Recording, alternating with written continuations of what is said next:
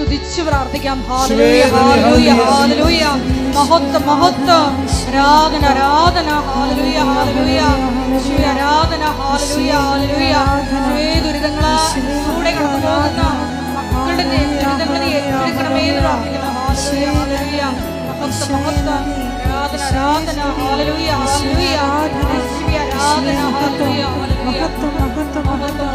ആരാധന ആരാധന. യേശുവേ ഹല്ലേലൂയ ഹല്ലേലൂയ ഹല്ലേലൂയ. ആരാധന യേശുവേ ആരാധന ആരാധന. ഹല്ലേലൂയ യേശുവേ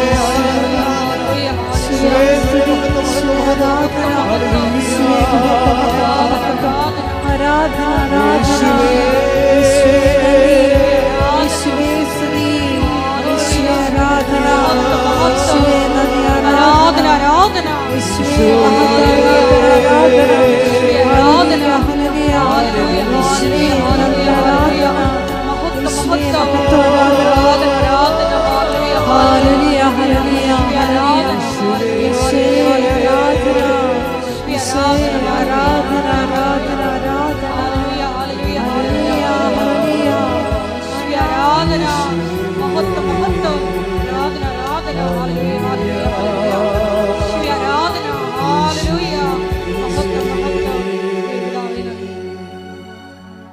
പരിശുദ്ധ പരമദിവ്യകാരുണ്യത്തിന് നേരവും ആരാധനയും സ്തുതിയും പുകഴ്ചയും ഉണ്ടായിരിക്കട്ടെ. പരിശുദ്ധ പരമദിവ്യകാരുണ്യത്തിന് നേരവും ആരാധനയും സ്തുതിയും പുകഴ്ചയും ഉണ്ടായിരിക്കട്ടെ. പരിശുദ്ധ പരമദിവ്യകാരുണ്യത്തിന് നേരവും ആരാധനയും സ്തുതിയും പുകഴ്ചയും ഉണ്ടായിരിക്കട്ടെ. അമ്മേ പരിശുദ്ധ അമ്മേ, അമ്മേ പരിശുദ്ധ അമ്മേ, ദൈവമാതാവേ, കൃപാസനത്തിലൂടെ ഞങ്ങൾക്കും ഞങ്ങളുടെ ദേശത്തിനും അമ്മ മാധ്യസ്ഥം തേടുന്ന എല്ലാ അനുഗ്രഹങ്ങൾക്കും കൃപകൾക്കും ഞങ്ങളിപ്പോൾ ഹൃദയം നിറഞ്ഞ നന്ദി പറയുന്നു. നമുക്ക് സ്തുതിച്ച് പ്രാർത്ഥിക്കാം. ഹല്ലേലൂയ യേശുവേ സ്തുതി ആരാധന മഹത്വം. കുടുംബങ്ങൾക്ക് നൽകിയ സംരക്ഷണത്തിന്, ലോകത്തിന്റെ സൗഖ്യത്തിന്, സമാധാനത്തിന് നന്ദി കർത്താവേ. എല്ലാ നന്മകൾക്കും അങ്ങേക്ക് നന്ദി കർത്താവേ. സ്തുതി ആരാധന മഹത്വം. സ്തുതി കർത്താവേ.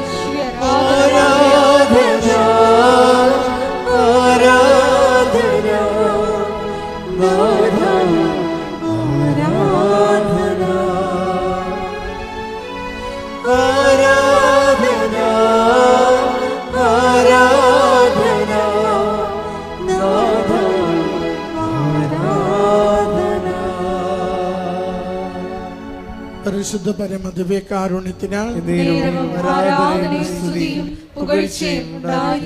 പരിശുദ്ധ പരമദിവ്യകാരുണ്യത്തിന് പരിശുദ്ധ പരമദിവ്യകാരുണ്യത്തിന്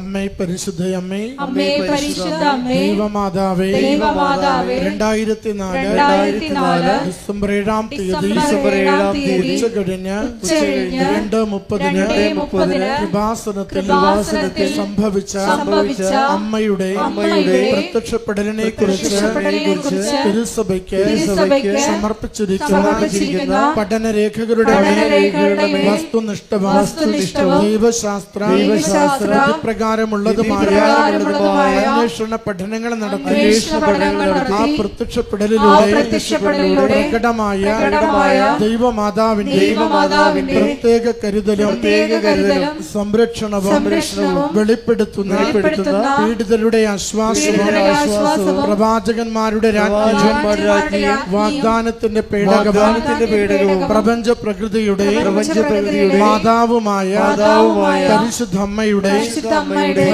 ഭക്തി തിരുസഭയിൽ കൂടുതൽ പ്രചരിച്ച്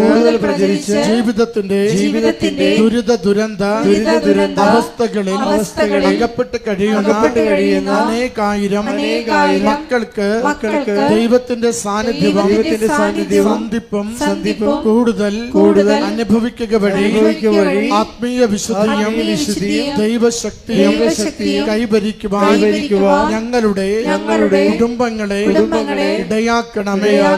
ഒരുമിച്ച് സ്തുതിച്ച് പ്രാർത്ഥിക്കാം. ഹല്ലേലൂയ. യേശുവേ സ്തുതി, ആരാധന, മഹത്വം കർത്താവേ. ഈശോയെ അവിടുത്തെ സന്നിധിയിലേക്ക് സമർപ്പിക്കുന്ന ഓരോ പ്രാർത്ഥനകളെയും കനിവാർന്ന് സ്വീകരിക്കണമേ കർത്താവേ. കുടുംബങ്ങൾക്ക് സമാധാനം നൽകണമേ, രോഗങ്ങൾക്ക് സൗഖ്യം നൽകണമേ, ജീവിത പ്രശ്നങ്ങൾക്ക് പരിഹാരം നൽകണമേ, പരീക്ഷകൾക്ക് വിജയം നൽകണമേ, വിദേശത്ത് പോകുവാൻ തടസ്സം മാറ്റി കൊടുക്കണമേ, സന്താന സൗഭാഗ്യം നൽകണമേ, വിവാഹം ഒരുക്കി നൽകണമേ. യേശുവേ എല്ലാ ക്ലേശങ്ങളും മാറ്റി അവിടുത്തെ നാമത്തെ സ്തുതിച്ച് ജീവിക്കുവാൻ സഹായിക്കണമേ. ഹല്ലേലൂയ. യേശുവേ ആരാധന, ആരാധന, ആരാധന, ആരാധന കർത്താവേ. മഹത്വം കർത്താവേ, സ്തുതി കർത്താവേ, ആരാധന, ആരാധന കർത്താവേ,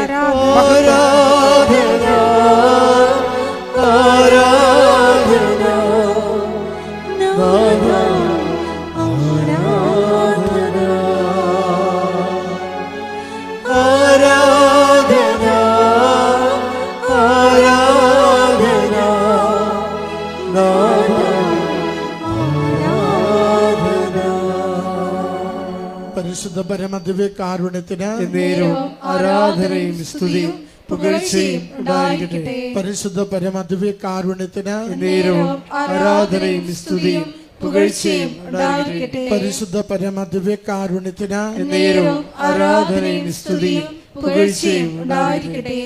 അമ്മേ പരിശുദ്ധ അമ്മേ, പരിശുദ്ധ അമ്മേ, ഭൂസ്വർലോകങ്ങളുടെ രാജ്ഞിയായ അങ്ങയ്ക്ക് ഭൗമ സംരക്ഷണത്തിനായി പ്രപഞ്ച പ്രകൃതിയെ തിരുസഭ പ്രതിഷ്ഠിക്കുവാൻ ഈ പ്രത്യക്ഷീകരണം വഴി ഇടയാക്കണമേ.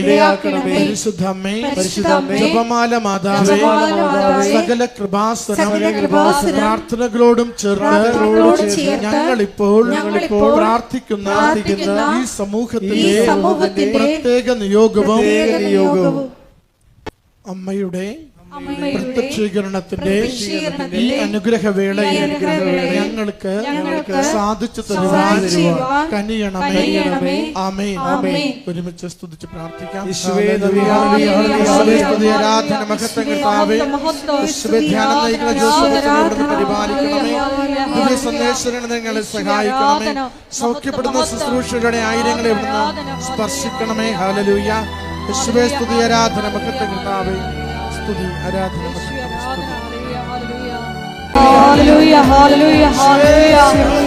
ഒരിക്കൽ കൂടി ധ്യാനം നയിക്കാൻ പോകുന്ന ബഹുമാനപ്പെട്ട വിപു ജോസഫ് അച്ഛനെ ഞങ്ങളെ അൾത്താരയിൽ വികാരുണ്യ സന്നിധിയിൽ സമർപ്പിച്ചു പ്രാർത്ഥിക്കുന്നു. ഞങ്ങൾക്ക് ആവശ്യമായിട്ടുള്ള വചനങ്ങൾ നൽകണമേ എന്ന് ഞങ്ങൾ പ്രാർത്ഥിക്കുന്നു. വചനത്താൽ ഞങ്ങളെ വിശുദ്ധീകരിക്കണമേ എന്ന് പ്രാർത്ഥിക്കുന്നു. ശക്തീകരിക്കണമേ എന്ന് പ്രാർത്ഥിക്കുന്നു. ആത്മാവിൽ വഴി നടക്കണമേ എന്ന് പ്രാർത്ഥിക്കുന്നു. സാക്ഷികളാക്കി മാറ്റണമേ എന്ന് പ്രാർത്ഥിക്കുന്നു. ദേവതാവേ നന്ദി, ദേവതാവേ മഹത്വം. ഹല്ലേലൂയ. മഹത്വം, മഹത്വം. വിവിധങ്ങളായ വിവിധ ദുരിതങ്ങളിലൂടെ കടന്നു പോകുന്ന മക്കളെ ഈ അൾത്താരയിൽ പ്രത്യേകമായിട്ട് സമർപ്പിച്ച് പ്രാർത്ഥിക്കുന്നു. കൃപാസനത്തിൽ പ്രത്യക്ഷയായ ദൈവമാതാവിന്റെ മധ്യസ്ഥതയാൽ സമയ ചുരുക്കം പ്രാപിച്ച് എത്രയും വേഗം അവരുടെ ജീവിത വിഷയങ്ങളുടെ മേൽ പരിഹാരം ഉണ്ടാകണമേ എന്ന് പ്രാർത്ഥിക്കുന്നു. മക്കളെ സാക്ഷ്യങ്ങളായി ഉയർത്തണമേ എന്ന് പ്രാർത്ഥിക്കുന്നു. Hallelujah, hallelujah. മഹത്വം, മഹത്വം. ആരാധന, ആരാധന. ഹല്ലേലൂയ, ഹല്ലേലൂയ. യേശുവേ നന്ദി, യേശുവേ ആരാധന. ഹല്ലേലൂയ, ഹല്ലേലൂയ.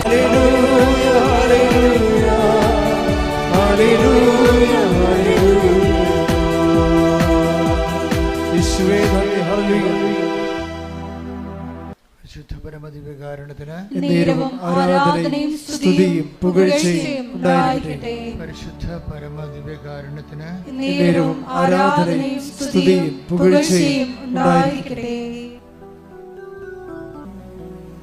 ഉടമ്പടിയെ നമ്മൾ അടുത്ത് അറിയുന്നത്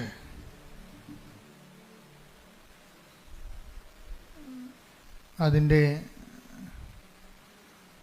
സാക്ഷ്യങ്ങളിലൂടെയാണ്.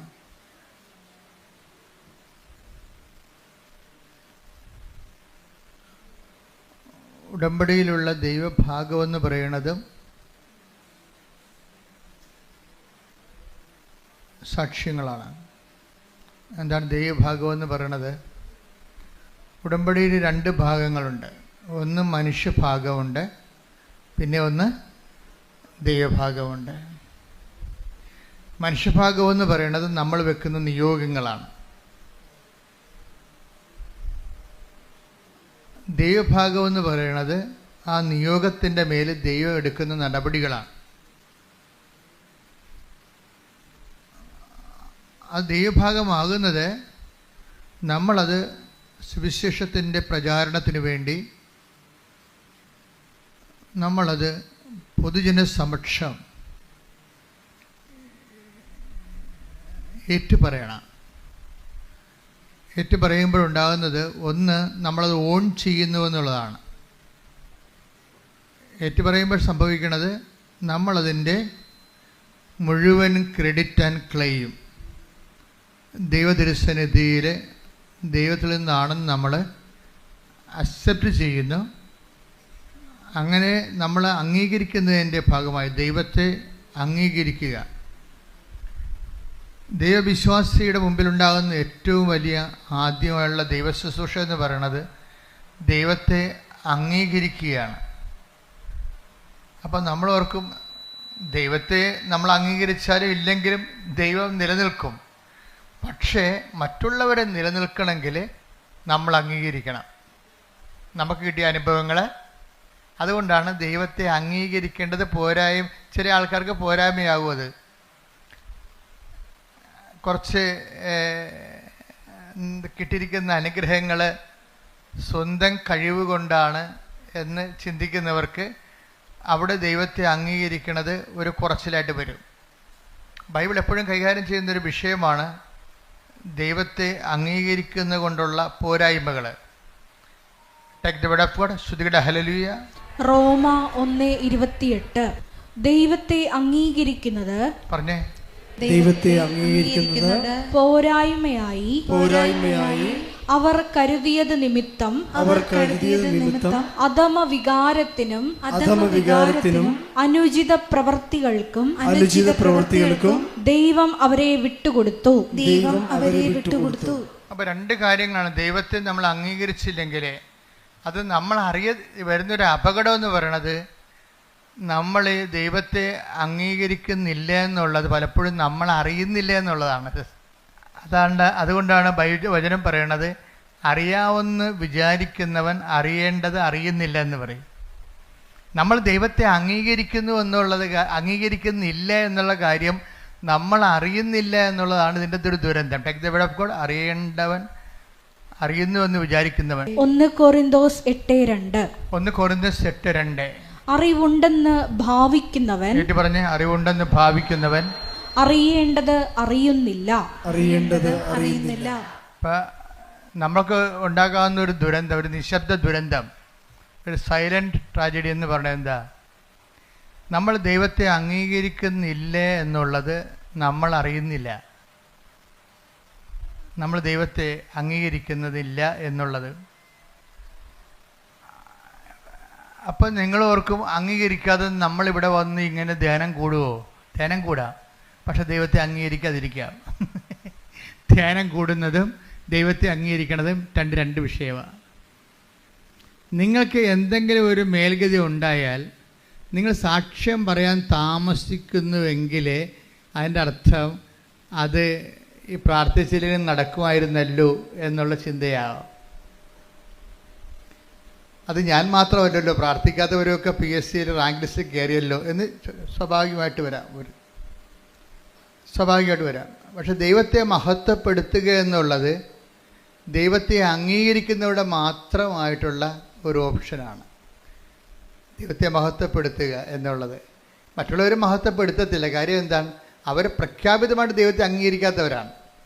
തങ്ങളുടെ കഴിവും ബുദ്ധിയും കൊണ്ടാണ് കാര്യങ്ങളെല്ലാം നടക്കുന്നതെന്ന്. ഇതാണ് ഒരു മനുഷ്യൻ്റെ ഏറ്റവും വലിയ പ്രലോഭനം ഏതാണെന്ന് എന്നോട് ചോദിച്ചാൽ ഞാൻ പറയും, ഒരു മനുഷ്യൻ്റെ നമ്മുടെ കഴിവും ബുദ്ധിയും കൊണ്ടാണ് നമ്മുടെ കാര്യങ്ങളെല്ലാം നടക്കുന്നത്. അതിനകത്ത് ദൈവത്തിന് പ്രത്യേകിച്ച് റോളൊന്നുമില്ല എന്ന് നമ്മൾ നിശബ്ദമായിട്ടെങ്കിലും അവബോധ മനസ്സിൽ ഒരു നിലപാടെടുത്തിട്ടുണ്ട്.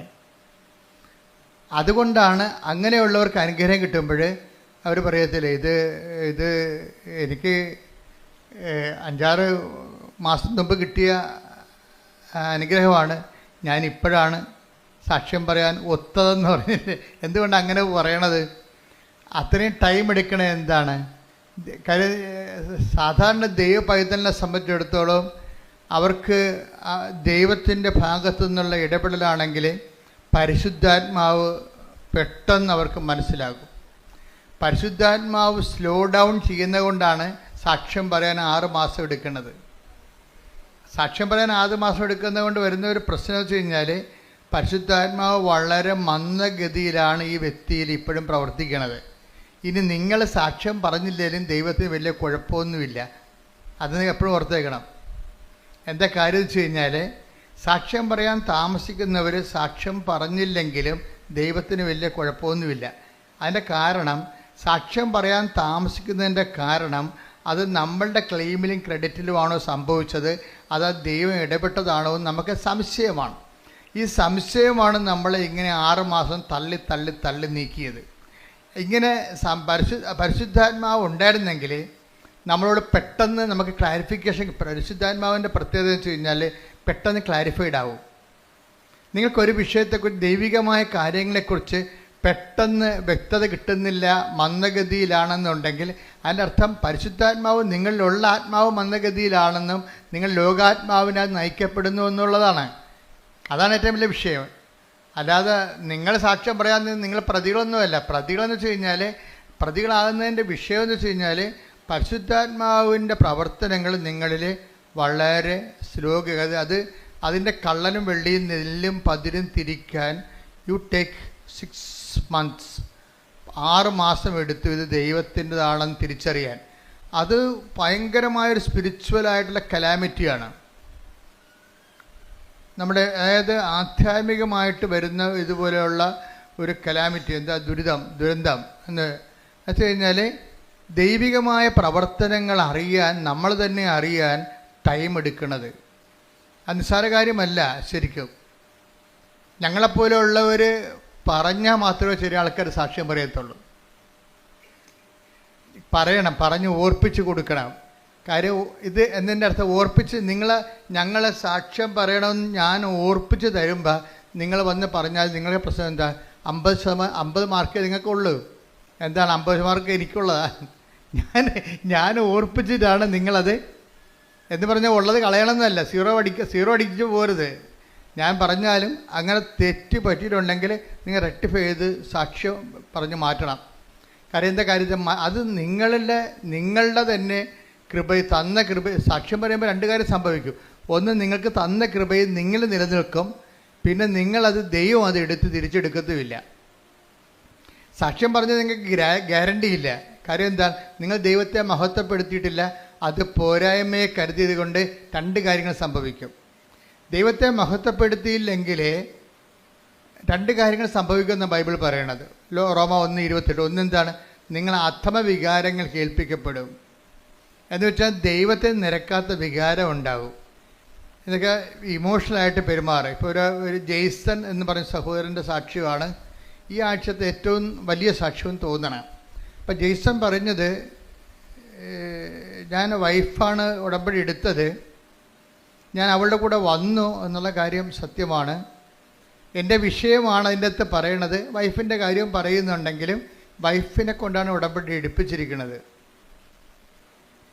അപ്പോൾ എനിക്ക് എൻ്റെ ഒരു വർക്കെന്ന് പറയണത്, ഞാനൊരു നല്ല ഷെഫാണ്. അതിൻ്റെ ഒരു ഇൻ്റർനാഷണലി ക്വാളിഫൈഡ് ഷെഫാണത്. അപ്പോൾ അതുകൊണ്ട് അയാൾക്ക് നല്ലവണ്ണം ഭക്ഷണം പാകം ചെയ്യാൻ നല്ലവണ്ണം അറിയാം. ഏത് പട്ടിക്കാട്ടി കൊണ്ടുപോയി ഒരു ഹോട്ടലിട്ടാലും പട്ടാളം പോലെ ആൾ കയറും. കാര്യം ഭക്ഷണം രുചികരമായിട്ട് ചെയ്യാൻ അറിയാവുന്നതുകൊണ്ട്. അപ്പം അതുകൊണ്ട് അയാൾക്ക് നല്ല കോൺഫിഡൻസാണ്. അദ്ദേഹത്തിൽ നല്ല കോൺഫിഡൻസ്. നമ്മുടെ ഒരു വിഷയം, ഈ ഓവർ കോൺഫിഡൻസുകാരെ അവർ ഡേഞ്ചർ സോണിലാണ്. എപ്പോഴും ഒരു വിഷയത്തെക്കുറിച്ച് ഓവർ കോൺഫിഡൻസുകാരില്ലേ, അമിതമായ ആത്മവിശ്വാസമുള്ളവർ ഡേഞ്ചർ സോണിലാണ്. അവർ 2 തരത്തിലുള്ള ഡേഞ്ചർ സോണിലാണ്. ഒന്ന്, ഓവർ കോൺഫിഡൻസുകാർക്ക് പറ്റണത് അവർ എല്ലാ കാര്യവും അവരുടെ അക്കൗണ്ടിലേക്കാണ് വരവ് വെക്കുന്നത്. ദൈവത്തിൻ്റെ അക്കൗണ്ടിലേക്ക് കൊടുക്കത്തില്ല. കാര്യം എന്താണ്? ഇപ്പം ദാനം ചെയ്യാത്തവരില്ലേ, ദാനം ചെയ്യാത്തവർ, ഇപ്പോൾ ഉടമ്പടി എടുത്തിട്ടും ദാനശീലം വരാത്തവരെന്താണ്? എന്തുകൊണ്ടാണ് ദാനം ചെയ്യാത്തവർ? ഉടമ്പടി എടുത്തു, പക്ഷേ എന്നാലും ദാനം ചെയ്യത്തില്ല.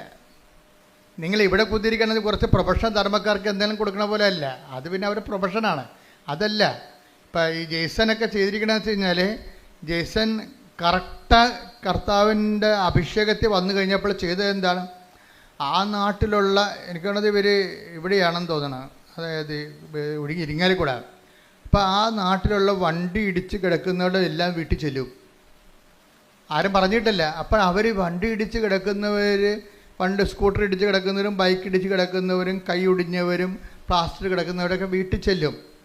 വീട്ടിൽ ചെന്നിട്ട് അവരുടെ വിശേഷം ആദ്യമായിട്ടും കാണുകയായിരിക്കും. ജെയ്സൺ എന്ന് പറഞ്ഞ ആൾ ഇവരെ ആദ്യമായിട്ടും കാണുകയാണ്. അപ്പോൾ അവർ തന്നെ ചോദിക്കും, എങ്ങനെയാണ് ചേട്ടനെ എന്നെ അറിയത്തില്ലല്ലോ, ഞാനിങ്ങനെ വണ്ടി അപകടത്തിൽ പെട്ടെന്ന് അറിയത്തില്ലല്ലോ. അപ്പോൾ അയാളെ പറയും, ഞാൻ ചോദിച്ചു വന്നു, ആൾക്കാരോട് ചോദിച്ചു. അപ്പോൾ അദ്ദേഹം പറയണ, എനിക്ക് കാരുണ്യ പ്രവൃത്തികൾ ചെയ്യണത് ഇപ്പോൾ ഒരു കൊതി പോലെയാണ്. ഒരു വ്യക്തിയുടെ ഒരു ഉടമ്പടി എങ്ങനെ ഒരു വ്യക്തിയെ മാറ്റണം എന്ന് നോക്കിയേ. കാരുണ്യ പ്രവൃത്തികൾ ചെയ്യണത് അങ്ങോട്ട് ചെന്ന് ചോദിച്ചിട്ട് അന്വേഷിച്ച് കണ്ടുപിടിച്ചിട്ട് അവർക്ക് സഹായം നൽകണത് ഒരു തീരാത്ത കൊതി പോലെയാണ്. അതായത് അതിലൊരു ആന്തരിക അഭിഷേകം കിട്ടിയിട്ടുണ്ട്. പണ്ട് ഉടമ്പടിക്ക് മുമ്പ് അങ്ങനെയൊന്നും ഇല്ലായിരുന്നോ? അന്ന് എന്താ സംഭവിച്ചത്? എന്തുകൊണ്ടാണ് ഉടമ്പടിക്ക് മുമ്പ് ഒരു ദാനധർമ്മം ഇല്ലാത്തതിൻ്റെ കാരണം, നമ്മൾ ദാനധർമ്മം ചെയ്യാത്ത ആൾക്കാർ അല്ലെങ്കിൽ സഹായിക്കാത്ത ആൾക്കാർ, അവരെ ഞാൻ കുറ്റം പറയത്തില്ല. എന്താ കാരണം വെച്ച് കഴിഞ്ഞാൽ, അവരിപ്പം നമ്മൾ ഒരു കൊട്ടയിൽ കുറച്ച് ആപ്പിൾ ഇരിക്കണം എന്ന് വിചാരിച്ചോ. അപ്പം ഒരു കൊട്ടയുണ്ട്, ഒരു 200 ആൾക്കാരും ഉണ്ട്. അവരെല്ലാം കൂടി ഇടിച്ചാൽ മാത്രമേ, ഇടിച്ച് ഇതിൻ്റെ അകത്ത് കയറിയാൽ മാത്രമേ നമുക്ക് ആപ്പിൾ ഫ്രീ ആയിട്ട് കിട്ടുന്നതാണ്. പക്ഷേ നമുക്ക് നമ്മുടെ കയ്യിൽ നിന്ന് ചിലവാകണത് എന്താണ്? ഇടിച്ച് നെക്കി അതിൻ്റെ അകത്ത് വേർത്തൊലിച്ച് നാട്ടുകാരുടെ മുട്ടുകൈ കൊണ്ടൊക്കെ ഇതിനകത്ത് കയറാൻ പറ്റത്തുള്ളൂ. കയറി ഒരു ആപ്പിൾ എടുത്തുകൊണ്ട് നമ്മൾ പുറത്തേക്ക് വരുമ്പോൾ, അല്ലെങ്കിൽ 2 ആപ്പിൾ എടുത്തുകൊണ്ട് പുറത്തേക്ക് വരുമ്പോൾ, ഒരുത്തൻ അവിടെ ഇടിക്കാൻ നിവൃത്തിയില്ലാത്തവനും മുട്ടാൻ നിവൃത്തിയില്ലാത്തവനും കൈ നീട്ടും. കൈ നീട്ടുമ്പോൾ പറയും, ഞാൻ ഇടിച്ചാൽ വാങ്ങിച്ചത്, നിങ്ങൾ ഇടിച്ച് വാങ്ങിച്ചോളാൻ പറയും. അതെന്താണ്? നമ്മളിൻ്റെ അത് സ്പെൻഡ് ചെയ്താൽ കൊണ്ടാണ്. ഇതതിൻ്റെ അത് വരുന്ന ഒരു ടെക്നിക്കെന്ന് പറയണത്. കാര്യം ആൾക്കാർ ദാനം ചെയ്യാത്തതിൻ്റെ കാരണം, ഞാൻ കുറേ കഷ്ടപ്പെട്ടാണ് ഈ നിലയിലെത്തിയത്, അങ്ങനെ ഓശാര നീ ഇരുന്നതിൻ്റെ ഇടയ്ക്ക് നിന്ന് പുഴുങ്ങി തിന്നണ്ട. ഇതാണ് നിലപാട്. ഉടമ്പടിയിൽ വരുമ്പോൾ ഈ എല്ലാവരുടെയും മനസ്സിലിരിക്കുന്ന ഒരു രഹസ്യ നിലപാടെന്ന് പറയണത്, ദാനം ചെയ്യാത്തതിൻ്റെ കാരണം ഞാൻ കുറേ കഷ്ടപ്പെട്ടാണ് പഠിച്ചാണ് ഇവിടം വരെ എത്തിയത്. നീയും അതുപോലെ. അപ്പോൾ ഒരു നീതിബോധം അതിൻ്റെ അകത്തുണ്ട്, ഒരു നീതിബോധമുണ്ട്. പക്ഷെ ഇത് ദൈവത്തിൻ്റെ നീതിയല്ല. ദൈവത്തിൻ്റെ നീതി ഭയങ്കര വ്യത്യാസമുണ്ട്. അതുകൊണ്ട് കർത്താവ് പറഞ്ഞത്, ചോദിക്കുന്നവർക്കൊക്കെ കൊടുക്കാൻ പറയും. അപ്പം നമ്മൾ പറയും, അങ്ങനെ ചോദിക്കുന്നവർക്കൊക്കെ ഒന്നും കൊടുക്കാൻ പറ്റത്തില്ല. കാര്യം ഇവനൊക്കെ മനുഷ്യനെ പറ്റിക്കാൻ വേണ്ടി ഇരിക്കുകയാണ്. നമ്മൾ കൊടുത്താലേ, നമ്മൾ കൊടുക്കണത് കൊണ്ട് വേറെ ആൾക്കാർ പോയി വെള്ളമടിക്കുകയുള്ളെന്ന് പറയും. അത് നമ്മളെ പിടിച്ചിരിക്കാൻ വേണ്ടി നമ്മൾ പറയണതാണ്. നമ്മൾ ധർമ്മക്കാർക്ക് ചില ആൾക്കാർ പൈസ കൊടുക്കത്തില്ല. എന്താ കൊടുക്കാമെന്ന് ചോദിക്കുമ്പോൾ പറയാം, നമ്മൾ കൊണ്ട് വെള്ളം അടിക്കുമെന്നും. അപ്പോൾ ഈ അയാൾക്ക് CBI അന്വേഷണമാണ് ഇയാൾ വിചാരിക്കുന്നത്. അപ്പം നമ്മൾ കൊടുക്കുന്ന കാശ് കൊണ്ട് അയാൾ വെള്ളം അടിക്കുന്നുണ്ടോ ഇല്ലയോ എന്നറിയാൻ വേണ്ടി. ഇതൊന്നുമല്ല, പുള്ളിക്കത് കൊടുക്കാൻ കഴിയത്തില്ല. അതുകൊണ്ട് ഈശോ എന്താ പറയുക വെച്ചാൽ, ചോദിക്കുന്നവർക്കൊക്കെ കൊടുക്കാൻ പറയും. നോൻപ് കാലത്ത് നമ്മൾ ശ്രദ്ധിക്കണം. Take the bed of God. ശ്രദ്ധിക്കട്ടെ. ഹല്ലേലൂയ, യേശുവേ നന്ദി. Hallelujah, hallelujah, hallelujah, hallelujah, hallelujah. യേശുവേ ആരാധന, ആരാധന, ആരാധന. മത്തായി 5:42. മത്തായി 5:42. ചോദിക്കുന്നവന് കൊടുക്കുക, ചോദിക്കുന്നവന് കൊടുക്കുക, വായ്പ വാങ്ങാൻ ഇച്ഛിക്കുന്നവനിൽ നിന്ന് ഒഴിഞ്ഞു മാറരുത്. പക്ഷെ എന്താ പ്രോബ്ലം വെച്ച് കഴിഞ്ഞാൽ, ഇത് നമുക്ക് തോന്നുന്നു ഇത് ശരിയല്ലല്ലോ ഈ പറയണത്. ചോദിക്കുന്നതിനൊക്കെ കൊടുക്കാൻ പറ്റുമോ? വായ്പ വാങ്ങാൻ വരെ പറയുന്നവർക്ക് ഒന്ന് ഒഴിഞ്ഞു മാറിയാൽ നമ്മൾക്ക് പിന്നെ അവസാനം നമ്മൾ തന്നെ അടക്കേണ്ടി വരികയില്ലേ? ഇതൊക്കെ ശരിയാണ്. മാനുഷ്യമായി പറഞ്ഞാൽ ഇതെല്ലാം ശരിയാണ്. സുവിശേഷം മാനുഷ്യമായ നിലപാടിന് എതിരാണ്. എന്താ കാര്യം? സുവിശേഷ നീതി എന്ന് പറയുന്നത് മാനുഷിക നീതി, ലോകരാജ്യത്തിൻ്റെ നീതിയല്ല. ഇതൊരു ഭരണഘടനയിൽ ഇങ്ങനെ നമുക്ക് പറയുന്നത് കുഴപ്പമില്ല, കോടതിയിലൊക്കെ ഇത് വിലപ്പോവും. പക്ഷേ ദൈവത്തിൻ്റെ മുമ്പിൽ വിലപ്പോകത്തില്ല. കാര്യം എന്താണ്? ദൈവത്തിൻ്റെ മുമ്പിൽ വിലപ്പോകുന്നത് ദൈവരാജ്യത്തിൻ്റെ നീതിയാണ്. കർത്താവ് സംസാരിക്കുന്നത് ദൈവരാജ്യത്തിൻ്റെ നീതിയുടെ ലെവലിലാണ് സംസാരിക്കുന്നത്. അതുകൊണ്ടാണ് സുവിശേഷം ചിലർക്ക് മനസ്സിലാകാത്തതിൻ്റെ കാരണം. നീതി അതാണ് ദൈവരാജ്യം. ഭക്ഷണവും പാനീയവും അല്ലെന്ന് പറഞ്ഞിട്ട് എന്താ പറയണത്? നീതിയും സമാധാനം. അത് ദൈവരാജ്യത്ത് ഇതിൻ്റെ എവിടെപ്പോൾ ശ്രുതികട ഹല്ലേലൂയ hallelujah hallelujah hallelujah hallelujah hallelujah. യേശുവേ നന്ദി, യേശുവേ സ്തുതി. ഹല്ലേലൂയ ഹല്ലേലൂയ ഹല്ലേലൂയ ഹല്ലേലൂയ. റോമ 14:17. റോമ 14:17. ദൈവരാജ്യം എന്നാൽ പറഞ്ഞ ദൈവരാജ്യം എന്നാൽ ഭക്ഷണവും പാനീയവുമല്ല, പ്രത്യുത നീതിയും സമാധാനവും പരിശുദ്ധാത്മാവിലുള്ള സന്തോഷവുമാണ്. അപ്പൊ ഈ നീതിക്ക് സന്തോഷം നമ്മുടെ ഈ ജഡിക സന്തോഷമല്ല, മറിച്ച് എന്താണ്? ഇപ്പം ഒരാൾ ഒരു സംഭവം, നമുക്കൊരു ഉടുപ്പ്, 2 ഉടുപ്പുള്ളവന് ഒന്ന് കൊടുത്തില്ലാത്തതിന് കൊടുത്തു കഴിയുമ്പോൾ നമുക്കൊരു സന്തോഷം ഉണ്ടാവും. 2 സന്തോഷം ഉണ്ടാവും. ഒന്ന് നമ്മുടെ അലമാരി സാധനം പോയി കിട്ടിയില്ല എന്ന സന്തോഷമുണ്ട്. കുറേ സാധനം ഇരിക്കുമ്പോഴേ നമ്മൾ അലമാര തുറക്കുമ്പോഴേ ഉടുപ്പിനൊക്കെല്ലാം നമ്മളുടെ ബഹുമാനമാണല്ലോ, നമ്മുടെ കാൽച്ചോട്ടി വന്ന് വീഴുമല്ലോ അത്. അപ്പോൾ വീട്ടുകാർ വിഷം ഉണ്ടാക്കി, ഇത് ആർക്കും കൊടുക്കാൻ പാടില്ലേ എന്ന് വെച്ചാൽ അപ്പോൾ പറഞ്ഞാൽ നമ്മൾ പറയും ഇത് കണ്ടുമുട്ടേണ്ട ആൾക്കാരെ, ഇപ്പം എല്ലാവർക്കും ആവശ്യത്തിന് ഡ്രസ്സാണെന്ന് നമ്മൾ പറയും.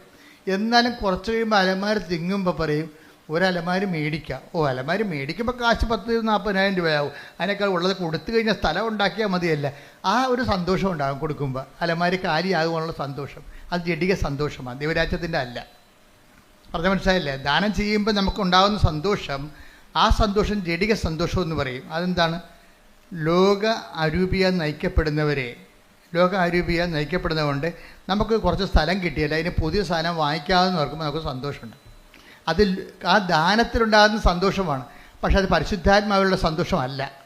നിങ്ങളീ പറഞ്ഞ പല കാര്യങ്ങളും നമുക്ക് അനുഭവിക്കുന്ന പല വിഷയങ്ങളും ദൈവവുമായിട്ട് ബന്ധമില്ലാത്തതാണ്. പക്ഷേ ദൈവത്തിൻ്റെ അക്കൗണ്ടിലാണ് നമ്മളിതൊക്കെ അനുഭവിക്കുന്നത്. പക്ഷേ സംഭവം ജഡിക സന്തോഷമാണ്. വളരെ സൂക്ഷ്മതയോടെ കൈകാര്യം ചെയ്യേണ്ട വിഷയമാണ് ദൈവരാജ്യം. അപ്പോൾ ദൈവരാജ്യം എന്ന് പറയുമ്പോൾ ഈ നീതി, അതായത് നീതി എന്ന് പറയുന്നത് ദൈവത്തിൻ്റെ ഒരു നീതിയുണ്ട്. അത് ദൈവത്തിൻ്റെ നീതി മെരിട്ട് നോക്കാതെ ചെയ്യണ നീതിയാണ്. സ്നേഹത്തിൽ നിന്ന് വരുന്ന നീതിയാണത്. ഇപ്പോൾ ഈശോ ക്രൂശിക്കപ്പെട്ടു, ആ നീതി എന്താണ്? അപ്പം നമ്മളെ നീതീകരിച്ചതിൻ്റെ ഒരു നീതിയാണ്. ഇപ്പം നമ്മളുടെ ക്വാളിറ്റി നോക്കിയിട്ടാണ് ദൈവം നമ്മളെ, എല്ലാ ദുഷ്ടന്മാർക്കും ശിഷ്ടന്മാർക്കും വേണ്ടി ദൈവം പാപത്തിന് പരിഹാരം ചെയ്തിട്ടുണ്ട്. എന്താണ് എക്സ്പെൻഡിച്ചർ ഈശോ ചെലവ് ചെയ്തത്? തൻ്റെ ജീവിതം ചെലവ് ചെയ്തപ്പോഴുണ്ടാകുന്നൊരു നീതി എന്താണ്? നമ്മളുടെ മെരിറ്റ് നോക്കിയിട്ടല്ല ചെയ്തിരിക്കുന്നത്. ഇതുപോലെയാണ് മറ്റുള്ളവരുടെ മെരിറ്റ് നോക്കാതെ നമ്മൾ അവർക്ക് വേണ്ടി ചെലവ് ചെയ്യുമ്പോൾ നമുക്ക് പരാതികളോ പരിഭവങ്ങളോ ഇല്ല. എന്താ ഞാനിങ്ങനെ പറഞ്ഞാൽ, ഈ ജെയ്സൺ എന്ന് പറയുന്ന കക്ഷി അവസാനം പറഞ്ഞു നിർത്തുന്നത് കുറേ കാര്യങ്ങൾ. ജെയ്സൻ്റെ സാക്ഷ്യം എന്ന് പറയുന്നത് ഒരു സുവിശേഷമാണ്. അവസാനം ഇദ്ദേഹം പറയണത്, ഇപ്പോഴേ ഞാൻ വല്ലാത്ത ഒരു ആത്മസംതൃപ്തി ഞാൻ അനുഭവിക്കുന്നുണ്ട്, ഞാൻ ദൈവത്തിൽ ആനന്ദിക്കുന്നുണ്ട്. ഞാൻ പറയണതെല്ലാം ആത്മീയ കാര്യങ്ങളാണ്. പക്ഷെ നിങ്ങൾ അത് ലോകത്തിൻ്റെ രീതി മനസ്സിലാക്കുന്നത് കൊണ്ട് എൻ്റെ സന്തോഷം നിങ്ങൾക്ക് ട്രാൻസ്ഫർ ചെയ്യാൻ പറ്റത്തില്ലെന്ന്. എന്ത് രസമാണ് ആ സാക്ഷ്യങ്ങൾ. അതായത് ഞാൻ അനുഭവിക്കുന്നൊരു ആത്മീയ സന്തോഷമാണ്.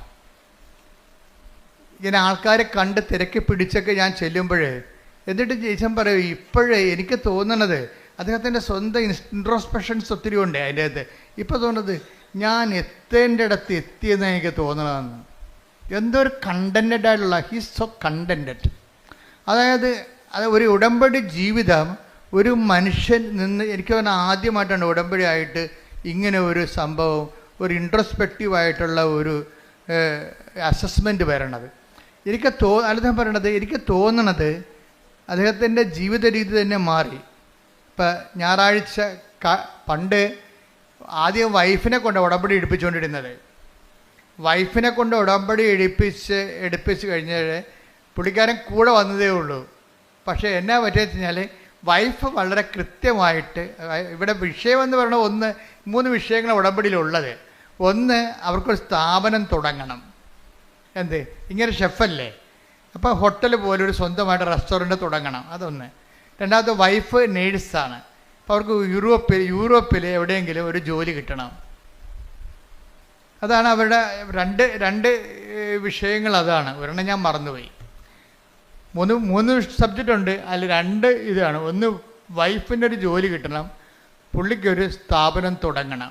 ഇതാണ് ഈ 2 വിഷയങ്ങൾ. അപ്പോൾ ഈ വിഷയത്തിൽ വൈഫിനെ കൊണ്ട് ഉടമ്പടി എടുപ്പിച്ചു. വൈഫാണെങ്കിൽ അത് വളരെ സുന്ദരമായ രീതിയിൽ കർക്കശമായിട്ടും കൃത്യമായിട്ടും ക്ലിപ്തമായിട്ടും ഈ വിഷയം ഉടമ്പടി അനുഷ്ഠിച്ച് ജീവിക്കുകയാണ്. കൂടെ വന്നതിൻ്റെ പേരിൽ എനിക്ക് വൈഫ് ചെയ്യുന്നുണ്ടല്ലോ എന്ന് വിചാരിച്ചുകൊണ്ട് പുള്ളിക്കാരൻ ഇങ്ങനെ എലൂഫായിട്ട് നിൽക്കുകയാണ്. അതിനോട് ഡയറക്റ്റ് ഇൻവോൾവ് അല്ല ആൾ, ഡയറക്റ്റ് അതിൻ്റെ അകത്ത് ഇൻവോൾവ് അല്ല. പക്ഷേ അദ്ദേഹം എനിക്കുണ്ട് കുറ്റാലത്ത് എവിടെയോ ആ ഒരു ടൂറിസ്റ്റ് സ്പോട്ടാണ്. അതുകൊണ്ട് ഭയങ്കര ചിലവായ ഒരു ഞായറാഴ്ച അല്ല ടൂറിസ്റ്റിനകത്തിന് ആൾ വരണത്. അതുകൊണ്ട് പുള്ളിക്കാരൻ കട അടക്കത്തില്ല. തന്നെയല്ല 5 പള്ളികൾ ഈ സ്ഥലത്തുണ്ട്, പല സ്ഥലത്തായിട്ട് 5 സമയത്ത് കുർബാന ഉണ്ട്. അപ്പോൾ പുള്ളിക്കാരൻ കുർബാനയ്ക്ക് പോകും. എന്ന് വെച്ച് കഴിഞ്ഞാൽ അച്ഛൻ പുള്ളി പറയണത്, ഞാൻ അച്ഛൻ പള്ളി കുർബാനയ്ക്ക് കയറണം ഞാൻ ഇന്നുവരെ കണ്ടിട്ടില്ല, ഇറങ്ങണതും കണ്ടിട്ടില്ലെന്നും. എന്ന് വെച്ച് കഴിഞ്ഞാൽ എനിക്ക് പറഞ്ഞത് ഈ വായനയാകുമ്പോൾ പുള്ളിക്കാരൻ കയറി വരും. അച്ഛൻ കുർബാന സ്വീകരണത്തെ സമയമാകുമ്പോൾ പുള്ളി ഇറങ്ങിപ്പോവും, പ്രസംഗം കഴിയുമ്പോൾ പോകും. അപ്പോൾ വെച്ചാൽ ദൈവത്തിന് എന്തോ ഞാനിവിടെ ഉണ്ട്, ഈ പരിസരത്ത് തന്നെ ഞാനുണ്ട് എന്ന് ദൈവത്തിന് ഒരു അറ്റൻഡൻസ് കൊടുക്കാൻ വേണ്ടി വന്നതാണ്. അങ്ങനെ ഒരു ദാരിദ്ര്യം പിടിച്ചൊരു ആധ്യാത്മിക ജീവിതമാണ്. അറ്റൻഡൻസ് കൊടുക്കാൻ വേണ്ടി വന്നതാണ്. ഞാൻ വിട്ടൊന്നും പോയിട്ടില്ല, ഞാനീ നാട്ടിൽ തന്നെ ഉണ്ട്. ദൈവത്തിനോട് പറയണതാണ്, ഞാൻ വിട്ടൊന്നും പോയിട്ടില്ല, ഞാനീ നാട്ടിൽ തന്നെ ഉണ്ട് എന്ന്. അതിൽ പകുതിയാകുമ്പോൾ കയറി വന്നിട്ട് കാൽഭാഗമാകുമ്പോൾ കയറി വരും, മുക്കാലാകുമ്പോൾ ആൾ തിരിച്ചു പോകും. അപ്പം അങ്ങനെ ഒരു ലൈഫാണ്. അപ്പം അങ്ങനെ ഒരു ലൈഫായപ്പോൾ എന്നാ പറ്റുക വെച്ച് കഴിഞ്ഞാൽ പെട്ടെന്ന് ഇവരുടെ ഉടമ്പടിക്ക് ആശ്രയം കാണാതെ പോയി. അത് പക്ഷേ വല്ലാത്ത ഒരു കാണാതെ പോക്കലായിപ്പോയി. കാര്യം ഉടമ്പടിക്ക് ആശ്രയം പണ്ട് ജെയ്സൻ്റെ വൈഫിനാണ് ഉടമ്പടി എടുത്തിരിക്കുന്നത്. അവരൊരു പൊന്നുപോലെ ഇങ്ങനെ താലി പോലെ ഇങ്ങനെ നെഞ്ചിലിട്ടുകൊണ്ട് നടന്ന സംഭവമാണ്. പക്ഷെ അത് കാണാതെ പോയി. അവർ എറണാകുളത്ത് ഒരു സ്ഥലത്ത് പോയിട്ട് വന്നപ്പോൾ വീട്ടിൽ വന്ന് പിന്നെ ഒരു കടയിൽ പോയി കാപ്പി കുടിച്ചിട്ട് വീട്ടിൽ വന്നപ്പോൾ ഇത് കാണാനില്ല. വൈകുന്നേരം വൈഫാണെങ്കിൽ പ്രാന്ത് പിടിച്ച പോലെ. കാര്യം ഉടമ്പടിക്ക് ആശ്രയം എന്ന് പറഞ്ഞാൽ നിങ്ങൾക്ക് അറിയാമല്ലോ, അതാണ് അതിൻ്റെ ഉടമ്പടിയുടെ ആധാരമാണത്. പ്രമാണം പോയാൽ തീർച്ചയായിട്ടും ഉടമ്പടി ഞങ്ങളെ സംബന്ധിച്ച് നേരത്തെ നിങ്ങൾ പറഞ്ഞിട്ടുണ്ട്, it is equal to missing the covenant. പിന്നെ നിങ്ങൾ എന്ത് തലകുത്തി മറിഞ്ഞെന്ന് പറഞ്ഞാലും കൃപാസനം അംഗീകരിക്കത്തില്ല. എന്താ കാര്യം? ഉടമ്പടി പോയെന്ന് പറയും. കാര്യം ഉടമ്പടി ഏറ്റവും പ്രധാനപ്പെട്ട സംഭവം ഉടമ്പടിക്ക് ആശ്രയമാണ്. അപ്പോൾ എൻ്റെ മനസ്സിൽ ഈ പരിശുദ്ധ അമ്മ ആദ്യമേ തന്നത്, ഈ ഉടമ്പടിക്ക് ആശ്രയം മിസ്സായി കഴിഞ്ഞാൽ പിന്നെ ഉണ്ടാകുന്നൊരു വിഷയമെന്ന് പറയണത് ആ ഉടമ്പടി തന്നെ. കാര്യം ഉടമ്പടിക്ക് ആശ്രയം സൂക്ഷിക്കാൻ പറ്റാത്ത ആളിന് ഉടമ്പടി പാലിക്കാൻ പറ്റത്തില്ലെന്നുള്ളതാണ് ഞങ്ങൾക്ക് കിട്ടിയിരിക്കുന്ന റീഡിങ്. അതെപ്പോഴും ഓർത്തേക്കണം. ഉടമ്പടിക്ക് ആശ്രയം നിങ്ങളെ ഇന്ന് മിസ്സായാൽ അതിൻ്റെ അർത്ഥം, എനിക്ക് അമ്മ എന്നോട് പറഞ്ഞിരിക്കുന്നത് അവളുടെ ഉടമ്പടിയിലല്ല എന്നാണ് പറഞ്ഞിരിക്കുന്നത്. ഉടമ്പടിയിലാണെങ്കിൽ ഒരിക്കലും മിസ്സാകത്തില്ല. ഞങ്ങൾ അതുകൊണ്ടാണ് ഒരിക്കലും ഉടമ്പടി പണ്ട് ഞങ്ങൾ ഡ്യൂപ്ലിക്കേറ്റ് കൊടുക്കുമായിരുന്നു. ഇപ്പോൾ ഡ്യൂപ്ലിക്കേറ്റ് കൊടുക്കണില്ല. നിങ്ങൾക്ക് ഇഷ്ടമുണ്ടെങ്കിൽ പൊതുവെ എടുക്കുക, അല്ലെങ്കിൽ ചാപ്റ്റർ ക്ലോസ് ചെയ്യാൻ പറയും, വണ്ടി വിട്ട് പോയിക്കൊള്ളാൻ പറയും. 2 ഓപ്ഷനേ ഉള്ളൂ. ഒന്നെങ്കിൽ ഉടമ്പടി കാശ് നഷ്ടപ്പെട്ടു പോയാൽ നിങ്ങൾക്ക് ഉടമ്പടി ജീവിക്കണമെന്നുണ്ടെങ്കിൽ പുതിയ ഉടമ്പടി എടുക്കണം, അല്ലെങ്കിൽ ഉടമ്പടി എന്നേക്കാൾ ബ്രേക്ക് ചെയ്തിട്ട് ആലപ്പുഴ വിട്ടു പോകാൻ പറയും. പിന്നെ ഈ ജന്മത്ത് ആലപ്പുഴ വരുമെന്ന് പറയും. എന്താ കാര്യം വെച്ച് കഴിഞ്ഞാൽ ഇത് വളരെ സീരിയസ് ആണ്. കാര്യം ഉടമ്പടി ജീവൻ പണയം വെച്ച് ഉടമ്പടി ചെയ്യുന്ന ആൾക്കാരുണ്ട്. അത് ആത്മാർത്ഥമായിട്ട് നിങ്ങൾ ഉടമ്പടി ചെയ്യണമെങ്കിൽ ഉടമ്പടി കാശ് ഒരിക്കലും മിസ്സാകത്തില്ല. മിസ്സായാൽ മാതാവ് കാണിച്ചു തരും. അതാണ് രസം. ഭർത്താവ് നഷ്ടപ്പെട്ടെന്ന് പറഞ്ഞാലും കാണാനില്ലെന്ന് പറഞ്ഞാലും അച്ഛൻ ആ കേസ് പിടിക്കും. എന്താ കാര്യം? എൻ്റെ മനസ്സിൽ പറഞ്ഞാൽ അമ്മയ്ക്കറിയാമല്ലോ, അമ്മയല്ലേ ഏറ്റവും വലിയ സാറ്റലൈറ്റ് ക്യാമറ. അപ്പോൾ ഈ ആളെവിടെ ഉണ്ടെന്ന് അമ്മയ്ക്കറിയാമല്ലോ. അപ്പോൾ ഞാൻ പറയും, ഫസ്റ്റ് ടൈം നിങ്ങൾ മെസ്സേജ് നിങ്ങളെ ഉടമ്പടി പോകും പറയും. ഇങ്ങനെ സെക്കൻഡ് ടൈമിൽ വരുമ്പോൾ നമുക്ക് മെസ്സേജ് എടുക്കാം, ആളെവിടെ ഉണ്ടെന്ന് പറയാം എന്നൊക്കെ പറയും. എന്താ പ്രശ്നം വെച്ച് കഴിഞ്ഞാൽ ഫസ്റ്റ് ടൈമിൽ മെസ്സേജ് എടുത്തു കഴിഞ്ഞാലും ചില ആൾക്കാർ നന്നാകത്തില്ല. അതെപ്പോഴും നമ്മൾ ശ്രദ്ധിക്കണം. എന്ന് വെച്ച് കഴിഞ്ഞാൽ ഇത് അത്ര വലിയ ആനക്കാര്യമല്ല. പെട്ടെന്ന് കർത്താവിൻ്റെ നമുക്കൊരു, നിങ്ങൾ ദൈവത്തിൻ്റെ ഉള്ളവരാണെങ്കിൽ അങ്ങനെ ഉണ്ട്. ഈ ദൈവത്തിനുള്ളവർ ഞങ്ങളെപ്പോഴും ശ്രമിക്കുന്നത് എന്താണെന്നറിയാമോ? നിങ്ങൾ ക്രിസ്തുവിനുള്ളവരാകാൻ വേണ്ടിയാണ് ഞങ്ങൾ ശ്രമിക്കുന്നത്. രണ്ട് തരം മനുഷ്യരുണ്ട്, ക്രിസ്തുവിനുള്ളവരും ഉണ്ട്, ക്രിസ്തുവിനില്ലാത്തവരും ഉണ്ട്. ഈ ഉള്ളവരോടാണ് പെട്ടെന്ന് ഈ ഉടമ്പടിയുടെ ഗുണം. അറ്റാക്ക് ദ നിങ്ങൾ ക്രിസ്തുവിനുള്ളവരാണെങ്കിൽ സ്തുതിക്കട്ടെ ഹല്ലേലൂയ ഹല്ലേലൂയ ഹല്ലേലൂയ ഹല്ലേലൂയ. യേശുവേ നന്ദി, യേശുവേ സ്തുതി. ഹല്ലേലൂയ ഹല്ലേലൂയ ഹല്ലേലൂയ ഹല്ലേലൂയ ഹല്ലേലൂയ. യേശുവേ ആരാധന ആരാധന ആരാധന ആരാധന. മർക്കോസ് 9:41. മർക്കോസ് 9:41. നിങ്ങൾ ക്രിസ്തുവിനുള്ളവരാകയാൽ കേട്ടെ നിങ്ങൾ ക്രിസ്തുവിനുള്ളവരാകയാൽ അവന്റെ നാമത്തിൽ ആരെങ്കിലും നിങ്ങൾക്ക് ഒരു പാത്രം വെള്ളം കുടിക്കാൻ തന്നാൽ അവന് പ്രതിഫലം ലഭിക്കാതിരിക്കുകയില്ല എന്ന് ഞാൻ നിങ്ങളോട് പറയുന്നു. അപ്പം ഇത് ഞങ്ങളെപ്പോഴും എനിക്കിതിൻ്റെ ഗുഡൻസ് ഏറെക്കുറെ അറിയാവുന്നതുകൊണ്ട് ഞാൻ എപ്പോഴും ഉടമ്പടി ഭയങ്കര കാർക്കശ്യം കാണിക്കും. ഇവിടെയൊക്കെ ഭയങ്കര ബഹളമായിരിക്കും ചില സമയത്ത്. കുമ്പസാരമില്ല, കുർബാനയില്ല, എന്നിട്ട് കാര്യം കാണാൻ വേണ്ടി മാത്രം വയറ്റിപ്പഴപ്പിന് വേണ്ടി ദൈവത്തിനെ ദുർവിനിയോഗിക്കാൻ വരും. അതൊക്കെ ഭയങ്കര പടയിരിക്കും. പട കഴിഞ്ഞിട്ട് ഞാൻ പോകും. ഞാൻ പിന്നെ അടുത്ത കാര്യം ഈ അടുത്ത ആളിനെ അത് ബാധിക്കരുതില്ല. അതുകൊണ്ട് ഞാൻ ഇന്ന് പോയി വരുന്ന പ്രാർത്ഥിച്ചിട്ട് തിരിച്ചു വരും. കാര്യം ഈ സാധനത്തോട് നമുക്കൊന്നും നടക്കത്തില്ല. കാര്യം അവർ ദൈവത്തെ ദുർവിനിയോഗിക്കാൻ വേണ്ടി ഭൗതികമായ ആനുകൂല്യങ്ങൾക്ക് വേണ്ടി മാത്രം തന്നെയാണ്. അവർക്ക് ദൈവത്തെ വേണ്ട, ദൈവത്തിൻ്റെ ആനുകൂല്യങ്ങൾ മാത്രം മതി. അപ്പം അങ്ങനെ ഒരു വർഗമുണ്ട്. ദൈവത്തെ അവർക്ക് വേണ്ട, പിന്നെ എന്ത് വേണം? ദൈവത്തിൻ്റെ ആനുകൂല്യം വേണം. അതാണ് വിഷയം. അവനെ ഒരിക്കൽ ക്രിസ്തീയ വിശ്വാസം ഉപേക്ഷിച്ചവരൊന്നും ഞാൻ മോണിറ്റർ ചെയ്യത്തില്ല. കാര്യം ക്രിസ്തീയ വിശ്വാസം കർത്താവ് വിശുദ്ധമായ രക്തത്താൽ അവൻ്റെ രക്തം കൊടുത്ത് വീണ്ടെടുത്തിട്ട് ദൈവം സൗജന്യ ദാനമായിട്ട് നൽകിയതാണത്. ആരെങ്കിലും കണ്ണി കാണുന്നതിനെ കണ്ടപ്പോൾ തന്നെ ഈ വിശ്വാസം നഷ്ടപ്പെടുത്തിക്കൊണ്ട് അവൻ്റെ പുറകെ പോയിട്ട് നാളെ ഇവിടെ വന്ന് സാക്ഷ്യം പറയാൻ പറഞ്ഞാൽ ഐ വിൽ നോട്ട് അലവ്. എന്താ അലവ്? അക്രൈസ്തവർ വരുമ്പോൾ ഞാൻ അക്സെപ്റ്റ് ചെയ്യും. പക്ഷേ വിശ്വാസം കിട്ടിയവൻ ഒരിക്കൽ ആ വിശ്വാസം ഏതെങ്കിലും മാംസളമായ കാര്യം കുറച്ചുകൂടി കൊള്ളാവുന്നൊരു മാംസത്തെ കണ്ടപ്പോൾ, കുറച്ച് കൊള്ളാവുന്ന ജോലിയുള്ളവനെ കണ്ടപ്പോൾ ക്രിസ്തീയ വിശ്വാസം നഷ്ടപ്പെടുത്തിയിട്ടുള്ള ആൾക്കാരുണ്ട്. അവരെ സംബന്ധിച്ചിടത്തോളം ആൾക്കാരെ സമ്മതിക്കത്തില്ല. എന്താ കാര്യം? അവർക്ക് അനുതാപം ഉണ്ടാകണം. വേറെ ഒരു വഴി അവിടെ മുമ്പിലില്ല. അവർക്ക് ഈ വിഷയത്തെക്കുറിച്ച് തങ്ങൾ ആത്മാവിനും അവിടെ രക്തത്തിൽ പെടുന്ന കുഞ്ഞുങ്ങളെ വിശ്വാസം വളർത്താൻ അവർക്ക് കഴിഞ്ഞിട്ടില്ല. അതിനുള്ള സാഹചര്യം ഒരുക്കാരൊക്കെ പറ്റിയിട്ടില്ല. അതുകൊണ്ട് തന്നെ അവർക്ക് ആധ്യാത്മികമായ ബാധ്യതയുണ്ട്. എന്ന് വെച്ചാൽ അവർ രക്ഷപ്പെടത്തിലൊന്നും ഞാൻ പറയത്തില്ല. പക്ഷെ അവർക്ക് എന്ത് ചെയ്യണം? അവർക്ക് ഈ വിഷയത്തെക്കുറിച്ച് അനുതാപം ഉണ്ടാകണം. കാര്യം ഞാൻ ഒരിക്കൽ പ്രകാശം ലഭിച്ച ആളാണ്. ഞാൻ ഒരിക്കൽ പ്രകാശം ലഭിച്ച ഒരാളാണ്. ആ പ്രകാശത്തെ ഞാൻ നഷ്ടപ്പെടുത്തി. എന്താണ്? ഒരു ലൈൻ അടിച്ച് ലവ് അടിച്ച് അവരെ കണ്ടപ്പോൾ കർത്താവിനെ അവൻ മറന്നു. അപ്പോൾ നിങ്ങൾ പറയും, ഞാൻ കർത്താവിനൊന്നും മറന്നിട്ടില്ല, ഞാനിപ്പോഴും പ്രാർത്ഥിക്കുന്നുണ്ട്. നിങ്ങളറിയാമല്ലോ, നിങ്ങളുടെ രക്തത്തിൽ പെടുന്ന കുഞ്ഞിനെ, വിവാഹത്തിലുണ്ടാകുന്ന കുഞ്ഞുങ്ങളെ പുണ്യപൂർണ്ണം വളർത്താൻ വേണ്ടിയാണ് വിവാഹം സഭയിൽ സ്ഥാപിച്ചിരിക്കുന്നത്. നിങ്ങളുടെ കുഞ്ഞുങ്ങളെ വിശ്വാസം വളർത്താൻ പറ്റാത്തൊരു സാഹചര്യമാണ് മുന്നിൽ കണ്ടതെന്നുണ്ടെങ്കിൽ നിങ്ങൾക്കൊരു തീരുമാനം എടുക്കണം. ഒന്നുകിൽ നിത്യത അല്ലെങ്കിൽ അനുദിന ജീവിതം. നിങ്ങൾ അനുദിന ജീവിതത്തിന് നിത്യതയ്ക്കുള്ള പ്രാധാന്യം കൊടുത്തിട്ടുണ്ടെങ്കിൽ പിന്നെ യേശുക്രിസ്തു മുമ്പിൽ വരാൻ നിങ്ങൾക്ക് എന്താണ് കാരുണ്യം? പിന്നെ വയറ്റിപ്പഴപ്പിനോ? അത് നിങ്ങൾ വാങ്ങിച്ചുകൊണ്ട് പോയിക്കോളൂ. അതുകൊണ്ട് ഐ വിൽ നോട്ട് അലവ്. അത് എപ്പോഴും ശ്രദ്ധിക്കണം. നിങ്ങൾക്ക് ജീവിതകാലം മുഴുവൻ ഈ വിഷയത്തെക്കുറിച്ച് കർത്താവ് നൽകിയ ചൈതന്യം, കർത്താവ് നൽകിയിട്ടുള്ള വിശ്വാസം പാരമ്പര്യമായിട്ട് കിട്ടിയാലും ദൈവത്തിൻ്റെ അനന്തമായ കാരുണ്യം കൊണ്ടല്ല കിട്ടിയത്. അപ്പോൾ കുറച്ചുകൂടി അതിനോട് നമ്മൾ കഷ്ടപ്പെട്ടിട്ടല്ല, നമുക്ക് സൗജന്യമായിട്ട് ദൈവം ദാനം തന്നിട്ടുണ്ടെങ്കിൽ, ക്രൈസ്തവ മാതാപിതാക്കന്മാരെന്ന നിലയിൽ അവരിൽ നിന്ന് നമ്മൾ ജനിച്ചത് കൊണ്ടാണ് നമുക്ക് വിശ്വാസം കിട്ടിയിട്ടുണ്ടെങ്കിൽ ആ വിശ്വാസത്തിന് നമ്മൾ കഷ്ടപ്പെട്ട് നേടിച്ച വിശ്വാസത്തെക്കാൾ വിലയുള്ളതാണ്. എന്താ കാരണം? ദൈവം അത് നമുക്ക് സൗജന്യ ദാനമായി തന്നിട്ടുണ്ടെങ്കിൽ ആ സൗജന്യ ദാനത്തിന് ദൈവത്തിൻ്റെ 100% ദൈവത്തിൻ്റെ കൃപയാണ്. എൻ്റെ വിശ്വാസം ഒന്ന് മനസ്സിലാക്കിയാൽ ആ വിശ്വാസത്തിന് മാനിച്ചുകൊണ്ട് ജീവിക്കാൻ ഞാൻ ബാധ്യതയുള്ളവനാണ്. അഥവാ എനിക്കത് ബാധ്യതയില്ല എങ്കിൽ, ഞാൻ ഇട്ടെറിഞ്ഞ് പോയിട്ടുണ്ടെങ്കിൽ, നിങ്ങൾ എറിഞ്ഞു കളഞ്ഞിരിക്കണം നിങ്ങളുടെ നിത്യതയും നിങ്ങളുടെ ആത്മാവിനുമാണെന്നുള്ള ബോധ്യം ഉണ്ടാകണം. അതേക്കുറിച്ച് നിങ്ങൾ അനുതപിക്കണം. ശ്രുതിക്കട്ടെ ഹല്ലേലൂയ hallelujah hallelujah hallelujah hallelujah hallelujah ഹല്ലേലൂയ പരമദിവ്യകാരുണ്യത്തിന് ആരാധനയും സ്തുതിയും പുകഴ്ചയും ഉണ്ടാകട്ടെ. അങ്ങനെയുള്ള ചുറ്റുപാട് ജീവിക്കുന്നവർക്ക് സാക്ഷ്യം, അങ്ങനെയുള്ള ചുറ്റുപാട് ജീവിക്കുന്നവർക്ക് ഉടമ്പടി എടുക്കാം. കാര്യം ഉടമ്പടിയിൽ അനുതാപത്തിൻ്റെ കണ്ടന്റ് ഉണ്ട്. അതുകൊണ്ടാണ് അങ്ങനെയുള്ള ചുറ്റുപാട് ജീവിക്കുന്നവർക്ക് ഉടമ്പടി എടുക്കാൻ ഞാൻ അനുവദിച്ചിട്ടുണ്ട്. എന്താ കാര്യം? ഉടമ്പടിയിൽ അനുതാപത്തിൻ്റെ കണ്ടന്റ് ഉള്ളതാണ്. അപ്പോൾ അനുതാപത്തിലേക്ക് വരാൻ ദൈവത്തോട് ചെയ്തിരിക്കുന്ന ഒരു സാഹചര്യത്തിൽ, പ്രത്യേക സാഹചര്യത്തിൽ സമ്മതത്തിന് വിധേയമായിട്ട് നിൻ്റെ അജ്ഞതയുടെ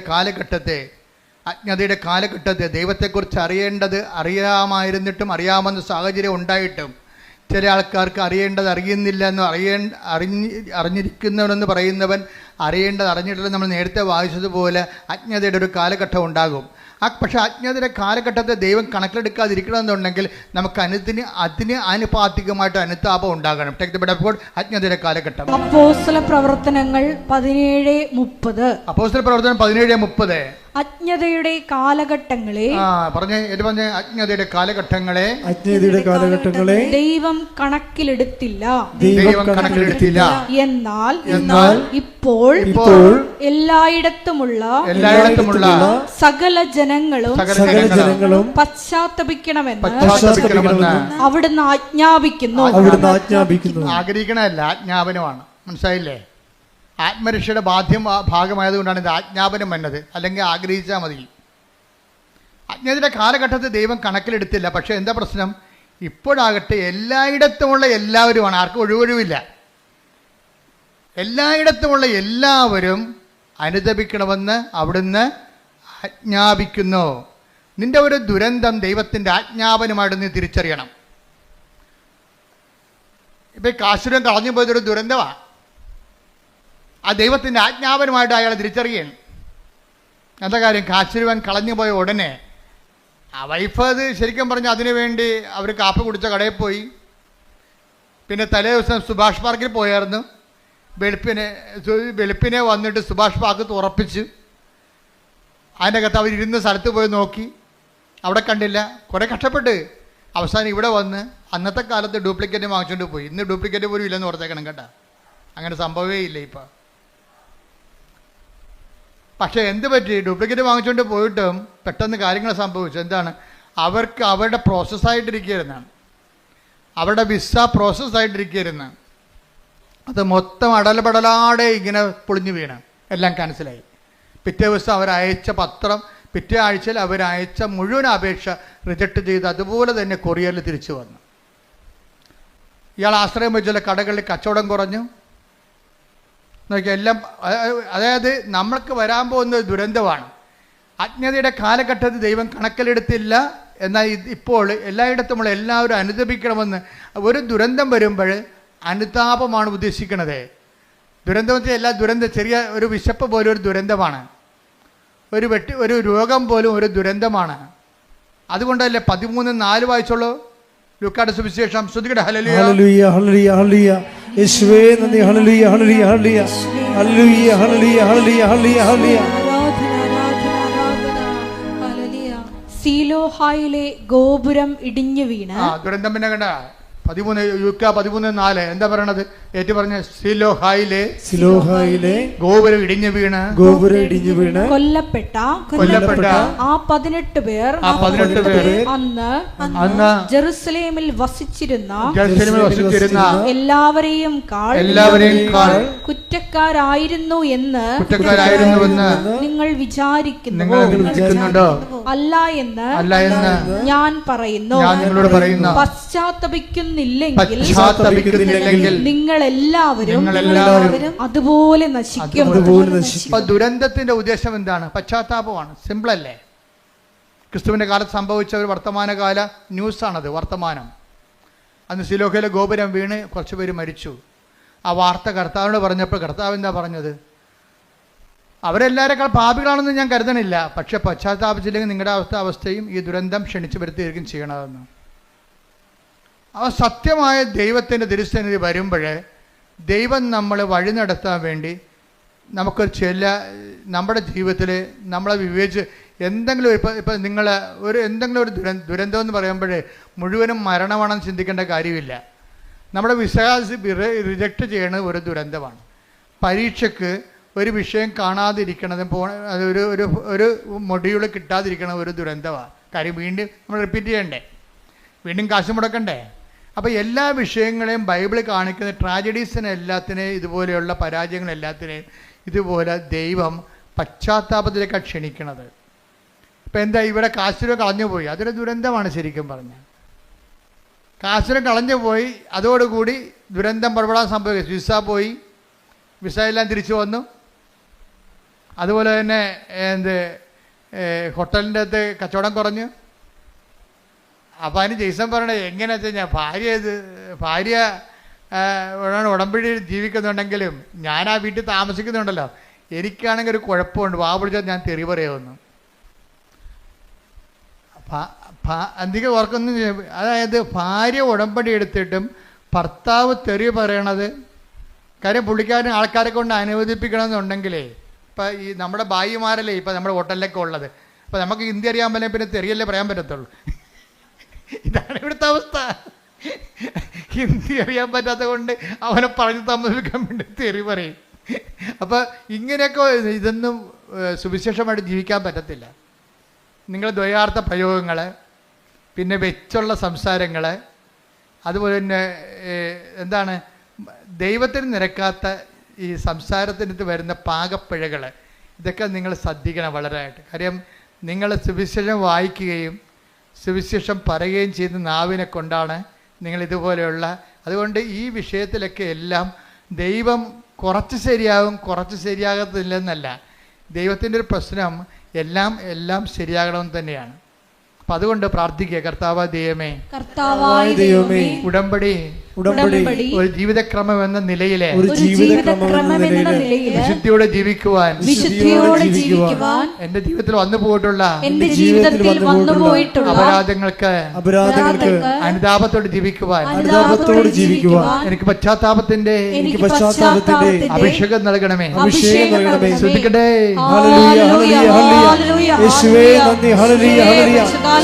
സ്വീകരിക്കുവാൻ ആഴമായ അനുതാപം നൽകണമേ.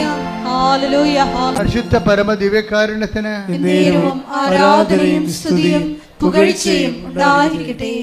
എന്തുകൊണ്ടാണ് അനുതാപം താമസിക്കാൻ കാരണം? എന്താണ് അനുതാപം താമസിക്കാൻ കാരണം? ദൈവത്തെക്കുറിച്ചുള്ള അംബിഗ്വസ് ആയിട്ടുള്ള, അതായത് എന്താണ് അംബിഗ്വസ് എന്ന് വെച്ചാൽ വ്യക്തതയില്ലാത്ത, രണ്ട് ഭാഗവും ശരി, അതും ശരി ഇതും ശരി എന്നൊക്കെ പറയത്തില്ലേ. ദൈവത്തെക്കുറിച്ചുള്ള ക്ലാരിറ്റി ഇല്ലെങ്കിൽ അനുതാപം താമസിക്കും.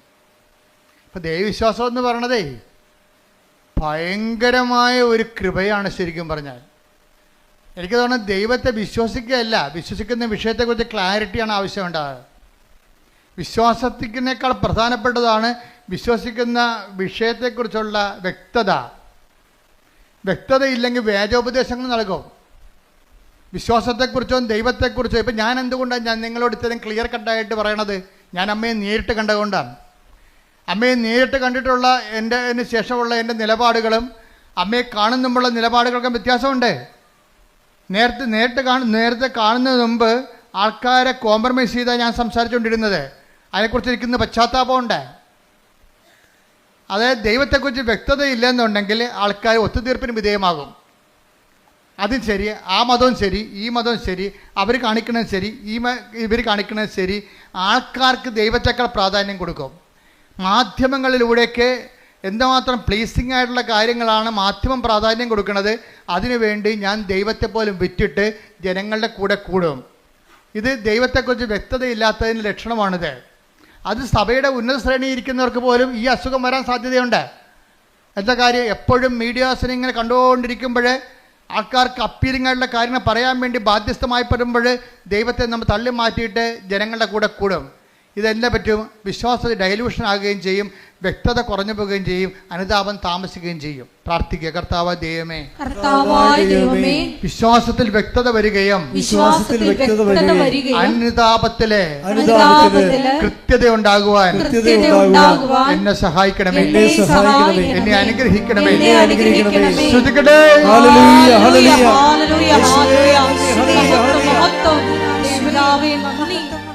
അനുതാപത്തെക്കുറിച്ച് എന്തുകൊണ്ടാണ് അനുതാപം ജനിക്കാത്തതിൻ്റെ കാരണം എന്തുകൊണ്ടാണ്? അതിൻ്റെ ഒരു കാരണം ദൈവത്തെക്കുറിച്ച് വ്യക്തതയില്ലാത്തത് കൊണ്ടും വിശ്വസിക്കുന്ന കാര്യത്തെക്കുറിച്ച് കൃത്യതയില്ലാത്തത് കൊണ്ടാണ്. രണ്ടാമത്തേത് എന്തുകൊണ്ടാണ്? ദൈവത്തെ മാറ്റി നിർത്തിക്കൊണ്ടൊരു സ്നേഹം. ഇപ്പം നമ്മൾ സ്നേഹത്തിൻ്റെ ഒരു കുഴപ്പമുണ്ട്. സ്നേഹത്തിന് ഒരു കുഴപ്പമുണ്ട്. സ്നേഹം ഏറ്റവും നല്ലതാണ്, പക്ഷേ എല്ലാ കുഴപ്പം പിടിച്ച സംഭവമാണ്. സ്നേഹം ഇങ്ങോട്ട് വന്നു കഴിഞ്ഞാൽ ചിലർക്ക് സ്നേഹത്തിന് ഓവർ പ്രാധാന്യം വരും. അപ്പം വിവേചനം നഷ്ടപ്പെടും. പൗലോസ് അപ്പോസ്തലനെ പോലും വഴിതെറ്റിച്ചൊരു സംഭവമാണത്. തിമോത്തിയോട് പുള്ളിക്ക് ഭയങ്കര ഇഷ്ടമായിരുന്നു. തിമോത്തിക്ക് ഭയങ്കര വയറുവേദനയായിരുന്നു. അപ്പോൾ ഒരു പ്രാവശ്യം തിമോത്തിയോട് പറഞ്ഞേടാ, വയറുവേദന കൊണ്ട് സഹിക്കാൻ പറ്റണില്ല എന്നൊക്കെ പറഞ്ഞ് പുള്ളിക്കും വയറുവേദന ഉണ്ടായിരുന്ന ആളാണ് ഈ പൗലോസ് അപ്പോസ്തലൻ. ആൾസറൊക്കെ ഉണ്ടായിരുന്ന ആളാണ്. അപ്പോൾ ഈ വേദന, തിമോത്തിയുടെ വേദന പുള്ളിക്ക് മനസ്സിലാകും. അപ്പം തിമോത്തിയോട് പറഞ്ഞ്, എടാ അത്ര വേദനയാണെങ്കിൽ ഇത്തിരി വീഞ്ഞ് ഉപയോഗിക്കണേ വലിയ കുഴപ്പമില്ലെന്ന് പറഞ്ഞു. അതാണ് ഇപ്പോൾ വെള്ളം അടിക്കണവന്മാരെല്ലാം പറയണത്. പൗലോസ് അപ്പോസ്തലൻ പറഞ്ഞിട്ടുണ്ട് വെള്ളം അടിക്കാമെന്ന്. അത് ഒരു ഇത്തിരി സ്നേഹം കൊണ്ട് ഒരു സാധനം പെശകിപ്പിക്കണത്, ഒരു കോംപ്രമൈസ്, ഒത്തുതീർപ്പ് കാണിച്ചതാണ്. എവിടെയെങ്കിലും ഒത്തുതീർപ്പ് വന്നു കഴിഞ്ഞാൽ പിശാച് അത് കൃത്യമായിട്ട് മുതലെടുക്കും. അതുകൊണ്ടാണ് മറ്റുള്ളവർക്ക് അംബികസ് ഉണ്ടാക്കരുതെന്ന് പറഞ്ഞതിൻ്റെ കാരണം. എവിടെയെങ്കിലും ഒരു ഒത്തുതീർപ്പ് വന്നാൽ പിശാച് തന്ത്രപരമായിട്ട് നമ്മളത് ഉപയോഗിക്കുകയും ചെയ്യും, മുതലെടുക്കുകയും ചെയ്യും. അതുകൊണ്ട് തന്നെ ഈ വിത്തുതയിൽ നിങ്ങൾ സ്നേഹം കൂടുമ്പോൾ ആ സ്നേഹം കർത്താവ് പറയും എന്താണ്, എല്ലാത്തിനുപരിയായി ദൈവത്തെ, അതാണ് വിഷയം പറയണത്. അതുകൊണ്ട് കൽപ്പന വെച്ച് സെസ് ചെയ്യണതിൻ്റെ കാരണം അതാണ്. എന്നെക്കാൾ ഉപരി സ്വന്തം ഭാര്യയെ സ്നേഹിക്കുന്നവൻ ഐ ഡോണ്ട് വാണ്ട്. എന്തുകൊണ്ടാണ് ഈശോയ്ക്ക് ആ വിഷയത്തിൽ കൃത്യതയുണ്ട്. കർത്താവ് അങ്ങനെ പറയാമോ ഈശോയെ, നീ തന്നെയല്ലേ പറഞ്ഞത് ഒരു ശരീരമാണെന്ന് നീയല്ലേ തന്നെ പറഞ്ഞത്. എന്നിട്ട് ഇപ്പം എന്താ പറയണത്, എന്നേക്കാൾ ഉപരി ഈ ഒരു ശരീരത്തിൻ്റെ പേരിൽ സ്നേഹിക്കാൻ പോയാൽ ദൈവത്തെ മാറ്റി നിർത്തിക്കൊണ്ട് വൈഫിനെയോ ഭർത്താവിനെ സ്നേഹിച്ച ഐ ഡോണ്ട് വാണ്ട് എന്ന് വെച്ച് കഴിഞ്ഞാൽ എന്താ അർത്ഥം? ദൈവത്തിന് ഒന്നാം സ്ഥാനം കൊടുക്കുന്നില്ലെങ്കിൽ നിൻ്റെ സ്നേഹങ്ങളെല്ലാം ശരിക്കും ചോദ്യചിഹ്നമായിട്ട് മാറും. നിസ്സാര കാര്യമല്ല ഇത്. Take the bed of God, ശ്രുതിക്കട്ടെ ഹല്ലേലൂയ. Hallelujah hallelujah hallelujah hallelujah. യേശുവേ നന്ദി. Hallelujah hallelujah. മത്തായി 10:37 എന്നേക്കാൾ അധികം പിതാവിനെയോ മാതാവിനെയോ സ്നേഹിക്കുന്നവൻ എനിക്ക് യോഗ്യനല്ല. എന്നേക്കാൾ അധികം പുത്രനെയോ പുത്രിയെയോ സ്നേഹിക്കുന്നവനും എനിക്ക് യോഗ്യനല്ല. അപ്പോൾ എന്താ പ്രശ്നം വെച്ച് കഴിഞ്ഞാൽ, നമ്മളെ ചിലർ കുഞ്ഞുങ്ങളോട് സ്നേഹം കാരണം ഒന്നും മിണ്ടത്തില്ല. ചില കുഞ്ഞുങ്ങളോട് ചില അമിത, 2 കുഞ്ഞുങ്ങളുടെ കാരണം അമ്മമാർക്ക് ഭയങ്കര, 2 കുഞ്ഞുങ്ങളായതാണ് ഏറ്റവും കൂടുതൽ കുഴപ്പമായിരിക്കണം. മുഴുവനും 2 കുഞ്ഞുങ്ങളായത് കാരണം കുഞ്ഞുങ്ങളെ വെറുപ്പിക്കാതിരിക്കണം. അവൻ പള്ളിയിൽ പോകണില്ല, ഞായറാഴ്ച കിടന്ന് ഉറക്കമാണെങ്കിലും കിടക്കട്ടെ, ഇന്നലെ കുറേ പഠിച്ച് കാണും, കൊണ്ടാ പോരെ. ഈ പിശാചിനെ നിലത്തിലടിക്കണം പിടിച്ച്. എന്താ കാര്യം, അവൾക്ക് ദൈവം നൽകിയ കുഞ്ഞ്, ഈ കുഞ്ഞ് പുറത്തോട്ട് വരുമ്പോൾ മാത്രമേ നമുക്കറിയാൻ പറ്റത്തില്ല കണ്ണുണ്ട, കൈയുണ്ട്, എപ്പിലെപ്സിയാണ്, ഓട്ടിസം ആണെന്ന് അറിയാൻ പാടില്ല. ദൈവം നല്ല കുഞ്ഞിനെ തന്നപ്പോഴേ ആ ദൈവത്തിനാണ് കുഞ്ഞിനേക്കാൾ കൂടെ സ്നേഹിക്കേണ്ടത്. ഇതിന് ഓട്ടിസം ആണെങ്കിൽ നീ എന്ത് ചെയ്തേനെ? ഇവിടെ കണ്ടിട്ടില്ലേ, നിങ്ങൾ കണ്ടിട്ടില്ലേ, കരഞ്ഞ് വിളിച്ച്. എനിക്ക് അവരോട് കാണുമ്പോൾ സങ്കടം തോന്നും. എന്ന് വെച്ച് കഴിഞ്ഞാൽ എനിക്ക് അരമണിക്കൂർ സഹിക്കാൻ പറ്റില്ല കുഞ്ഞു കിടന്ന് ബഹളം ഉണ്ടാക്കുന്നത്. ഇവിടെയുള്ള എല്ലാ രോഗികളെയും അവർ ഡിസ്റ്റർബ് ചെയ്യും. അപ്പം ഞാൻ ഓർക്കും, ദൈവം ഈ തള്ള ഈ കുഞ്ഞിനെയും കൊണ്ട് ജന്മം മുഴുവനും കൊണ്ടു നടക്കണമല്ല. എൻ്റെ ദൈവവേദലേ, നിനക്കൊരു കുഞ്ഞിനെ ഉണ്ടെങ്കിൽ അതിന് ഓട്ടിസം ഇല്ലാതെ, ഹൈപ്പർ ആക്ടിവിറ്റി ഇല്ലാതെ ഒരു കുഞ്ഞിനെ നീ പ്രസവിച്ച് വളർത്തുന്നുണ്ടെങ്കിലേ ആ കുഞ്ഞിനേക്കാൾ കൂടി നീ ദൈവത്തെ സ്നേഹിച്ചില്ലെങ്കിൽ അത് പ്രമാണത്തിനെതിരായിട്ട് വരും. എന്താ കാര്യം, നീ നിൻ്റെ കുഞ്ഞിനേക്കാൾ ഉപരി, ദൈവത്തെക്കാൾ ഉപരി നിൻ്റെ കുഞ്ഞിനെ സ്നേഹിക്കുന്നു. അവന് വേദപാഠം നോക്കണില്ല, അവൻ്റെ പ്രാർത്ഥനാ ജീവിതം നോക്കണില്ല, അതുപോലെ തന്നെ അവൻ്റെ അവൻ്റെ കുർബാന കടം നോക്കണില്ല. അപ്പം നിങ്ങളവർക്ക് ഇതൊക്കെ ഇപ്പോഴും നമ്മൾ ചോദിക്കും, ഇപ്പോഴെന്ത് ജാതിയും മതവും ഇപ്പം ഒന്നുമില്ല. ജാതിയും മതമായാലും എല്ലാം നിങ്ങൾക്ക് പണിയായിരിക്കും. ദൈവത്തിൽ നിറക്കാത്തൊരു ജാതി കൊണ്ടുവന്ന കാര്യമില്ല. പക്ഷെ അതല്ല പ്രശ്നം. നിൻ്റെ ആത്മാവിനെ, ഈശോ എന്താ പറഞ്ഞത്, നിങ്ങൾ ലോകം മുഴുവൻ നേടും, അമേരിക്കയിലും പോകും, അതുപോലെ തന്നെ നിങ്ങൾ PhD എടുക്കും, നിങ്ങൾ പറയുന്ന കേംബ്രിഡ്ജിൽ നിങ്ങൾ പ്രൊഫസറുമാകും, ലോകം മുഴുവനും നേടിയാലും നിൻ്റെ ആത്മാവ് നഷ്ടപ്പെട്ടാൽ എന്ത് പ്രയോജനം? Take the bed of God, ശ്രദ്ധിക്കട്ടെ. ഹല്ലേലൂയ ഹല്ലേലൂയ ഹല്ലേലൂയ ഹല്ലേലൂയ. യേശുവേ നന്ദി. Hallelujah hallelujah. മത്തായി 16:26 ഒരുവൻ ലോകം മുഴുവൻ നേടിയാലും സ്വന്തം ആത്മാവിനെ നഷ്ടപ്പെടുത്തിയാൽ അവന് എന്ത് പ്രയോജനം? ഒരുവൻ സ്വന്തം ആത്മാവിന് പകരമായി എന്തു കൊടുക്കും? ഇപ്പം എന്താ പ്രശ്നം വെച്ച് കഴിഞ്ഞാൽ, പിശാചിൻ്റെ ഒരു തന്ത്രം എന്ന് വെച്ച് കഴിഞ്ഞാൽ ആത്മാവ് ഇല്ലെന്ന് അങ്ങോട്ട് പറഞ്ഞേക്കും, തീർന്നില്ല പരിപാടി. കർത്താവ് കടക്കൽ കൊണ്ട് കത്തി വെച്ചിരിക്കുകയാണ്. വൃക്ഷങ്ങളുടെ വേരിനെ കൊടലേക്ക് ഉപയോഗിക്കപ്പെട്ടാണ് പറഞ്ഞിരിക്കുന്നത്. എന്താണ്? നിങ്ങൾ ലോകം മുഴുവൻ നേടിയാലും, എല്ലാവരും മനുഷ്യൻ്റെ പറക്കാൻ പാച്ച എന്താണ്? അവൻ ആഗ്രഹിക്കുന്ന ലോകം, അവൻ ഉദ്ദേശിക്കുന്ന ലോകം, അവൻ സങ്കല്പിക്കുന്ന ലോകം നേടാൻ വേണ്ടിയല്ലേ? നിങ്ങൾ ഉടമ്പടി എടുത്തിരിക്കുന്നതിൻ്റെ ഉദ്ദേശം എന്താണ്? നിങ്ങൾ സങ്കല്പിക്കുന്ന ലോകം നേടാൻ വേണ്ടിയാണ്. പക്ഷെ കർത്താവ് ചോദിക്കുന്നത് എന്താണ്? ഈ സങ്കല്പിക്കുന്ന നിയോഗങ്ങളെല്ലാം നിറവേറിയാലും ആത്മാവ് നഷ്ടപ്പെട്ടാൽ എന്ത് പ്രയോജനം? അഥവാ ആത്മാവിന് പകരമായി നീ എന്ത് കൊടുക്കും? ശ്രുതികട ഹല്ലേലൂയ. ഹല്ലേലൂയ ഹല്ലേലൂയ ഹല്ലേലൂയ. ആരാധന. ഹല്ലേലൂയ ഹല്ലേലൂയ. Praise the Lord. അപ്പൊ ദൈവം ചിലപ്പോൾ നമ്മൾ ഒരു വീട്ടിലെ ഒരാളെങ്കിലും ഉണ്ടെങ്കിൽ, ഞാൻ പണ്ട് പറയുമായിരുന്നു, നീ ഒരാളെങ്കിലും നിൻ്റെ വീട്ടിലുണ്ടെങ്കിൽ, ദൈവമായിട്ട് ബന്ധമുള്ള ഉണ്ടെങ്കിൽ ദൈവം ആ വീടിനെ കളയത്തില്ല. അതുകൊണ്ടാണ് ഞാൻ ആരെങ്കിലും ഒരാളെങ്കിലും ഉണ്ടെങ്കിൽ ആ വീട് അക്സെപ്റ്റ് ചെയ്യുന്ന കാര്യം എന്താണ്. ഇപ്പോൾ നിങ്ങൾ 4 പേരുണ്ട്, ആ 3 പേരും പോക്കാണെന്ന് വിചാരിച്ചോ, ഒരാളവിടെ ഉണ്ട്. ആ ഒരാളെ പ്രതി ദൈവം ആ വീട് കളയത്തില്ല. ഇപ്പം എൻ്റെ വൈഫിൻ്റെ കാശവും കളഞ്ഞ്, വൈഫിൻ്റെ ജോലിയും പോയി, അവിടെ വീടെല്ലാം കൂപ്പുകുത്തുകയാണ് ഇപ്പോൾ ജെയ്സൻ്റെ. അപ്പോൾ ജെയ്സൻ്റെ വീട് കൂപ്പുകുത്തിയപ്പോൾ ജെയ്സൻ്റെ ശ്രദ്ധയിൽപ്പെട്ട് ഈ സംഭവം എല്ലാം കൈവിട്ട് പോകണമല്ല എന്ന് വിചാരിച്ച്. അപ്പോഴും ഒരാൾ കറങ്ങിത്തിരിഞ്ഞ് ഇയാളെ വീട്ടിൽ വരും. അമ്മ അങ്ങനെ ആളെ സെൻഡ് ചെയ്യും, അമ്മ ഒരാളെ സെൻഡ് ചെയ്യും. അപ്പോൾ ജെയ്സൻ്റെ വീട്ടിൽ വന്നപ്പോൾ ജെയ്സൺ പറഞ്ഞു, ഇപ്പോൾ ഭയങ്കര വലിച്ചിലാ, എൻ്റെ വൈഫിൻ്റെ ജോലിയെല്ലാം റിജക്റ്റായി, പിന്നെ എൻ്റെ ജോലിയും ശരിയാകണില്ല, ഞാൻ ട്രൈ ചെയ്തിട്ടും കിട്ടണില്ല, കടയൊക്കെ വിൽക്കാൻ പോവുകയാണ് എന്ന് പറഞ്ഞു. അപ്പോൾ ഉടനെ അയാൾ പറഞ്ഞേ, കൃപാസനത്തിൽ പോയായിരുന്നു, ഉടമ്പടി എടുത്തായിരുന്നു. ആരെടുത്ത്? വൈഫാണ് എടുത്തിരിക്കണത്. അപ്പോൾ ഉടനെ ഈ ആ കൂട്ടുകാരൻ പറയവേ, ഏയ് നീയല്ലേ എടുക്കേണ്ടതല്ലേ, വൈഫല്ലല്ല എടുക്കേണ്ടത്. തെറ്റിപ്പോയി, എടുത്തപ്പോൾ തെറ്റിപ്പോയി. ജെയ്സൺ ഈ സമയത്ത് സ്കൂട്ടായതാണ്. വൈഫിൻ്റെ പെടലേക്ക് വെച്ചിട്ട് അവളെ ഉപവസിക്കട്ടെ, ഞാനിങ്ങനെ തോന്നിയ ദിവസം തെറിയും പറഞ്ഞ് നടക്കുന്ന ആളല്ലേ. അതുകൊണ്ട് വൈഫിനെ കൊണ്ട് എടുപ്പിച്ച്. പക്ഷേ ഉടമ്പടി ഇവിടെ അക്സെപ്റ്റ് ആയിട്ടില്ല, കാശുരൂപം കാണാതെ പോയി. കാര്യം എന്താ? ഈ ഉടായ്പ് ജെയ്സൻ്റെ കയ്യിൽ ഈ ഉടായ്പിരിപ്പുണ്ട്. എന്താ കാര്യം? വൈഫിനെ കൊണ്ട് ഉടമ്പടി എടുപ്പിച്ചിട്ട് പുള്ളിക്ക് കൈ നനയാതെ മീൻ പിടിക്കണം. ഇത് നടക്കത്തില്ല, ഈ സംഭവം നടക്കത്തില്ല. ഇത് എപ്പോഴും നമ്മൾ ശ്രദ്ധിക്കണം കേട്ടോ. നിങ്ങൾ അപ്പനെയും അമ്മനെയും കൊണ്ട്, നിങ്ങളുടെ കാര്യത്തിന് അപ്പനെയും അമ്മനെയും കൊണ്ട് ഉടമ്പടി എടുപ്പിക്കുന്നതിനേക്കാൾ നല്ലത് നിങ്ങൾ തന്നെ എടുക്കുന്നതാണ് നല്ലത്. കാര്യം ദൈവം സത്യസന്ധമായിട്ട് നിൽക്കുന്ന കാരണം നിങ്ങളുടെ കള്ളക്കളികളെല്ലാം ദൈവത്തിന് അറിയാൻ പറ്റും.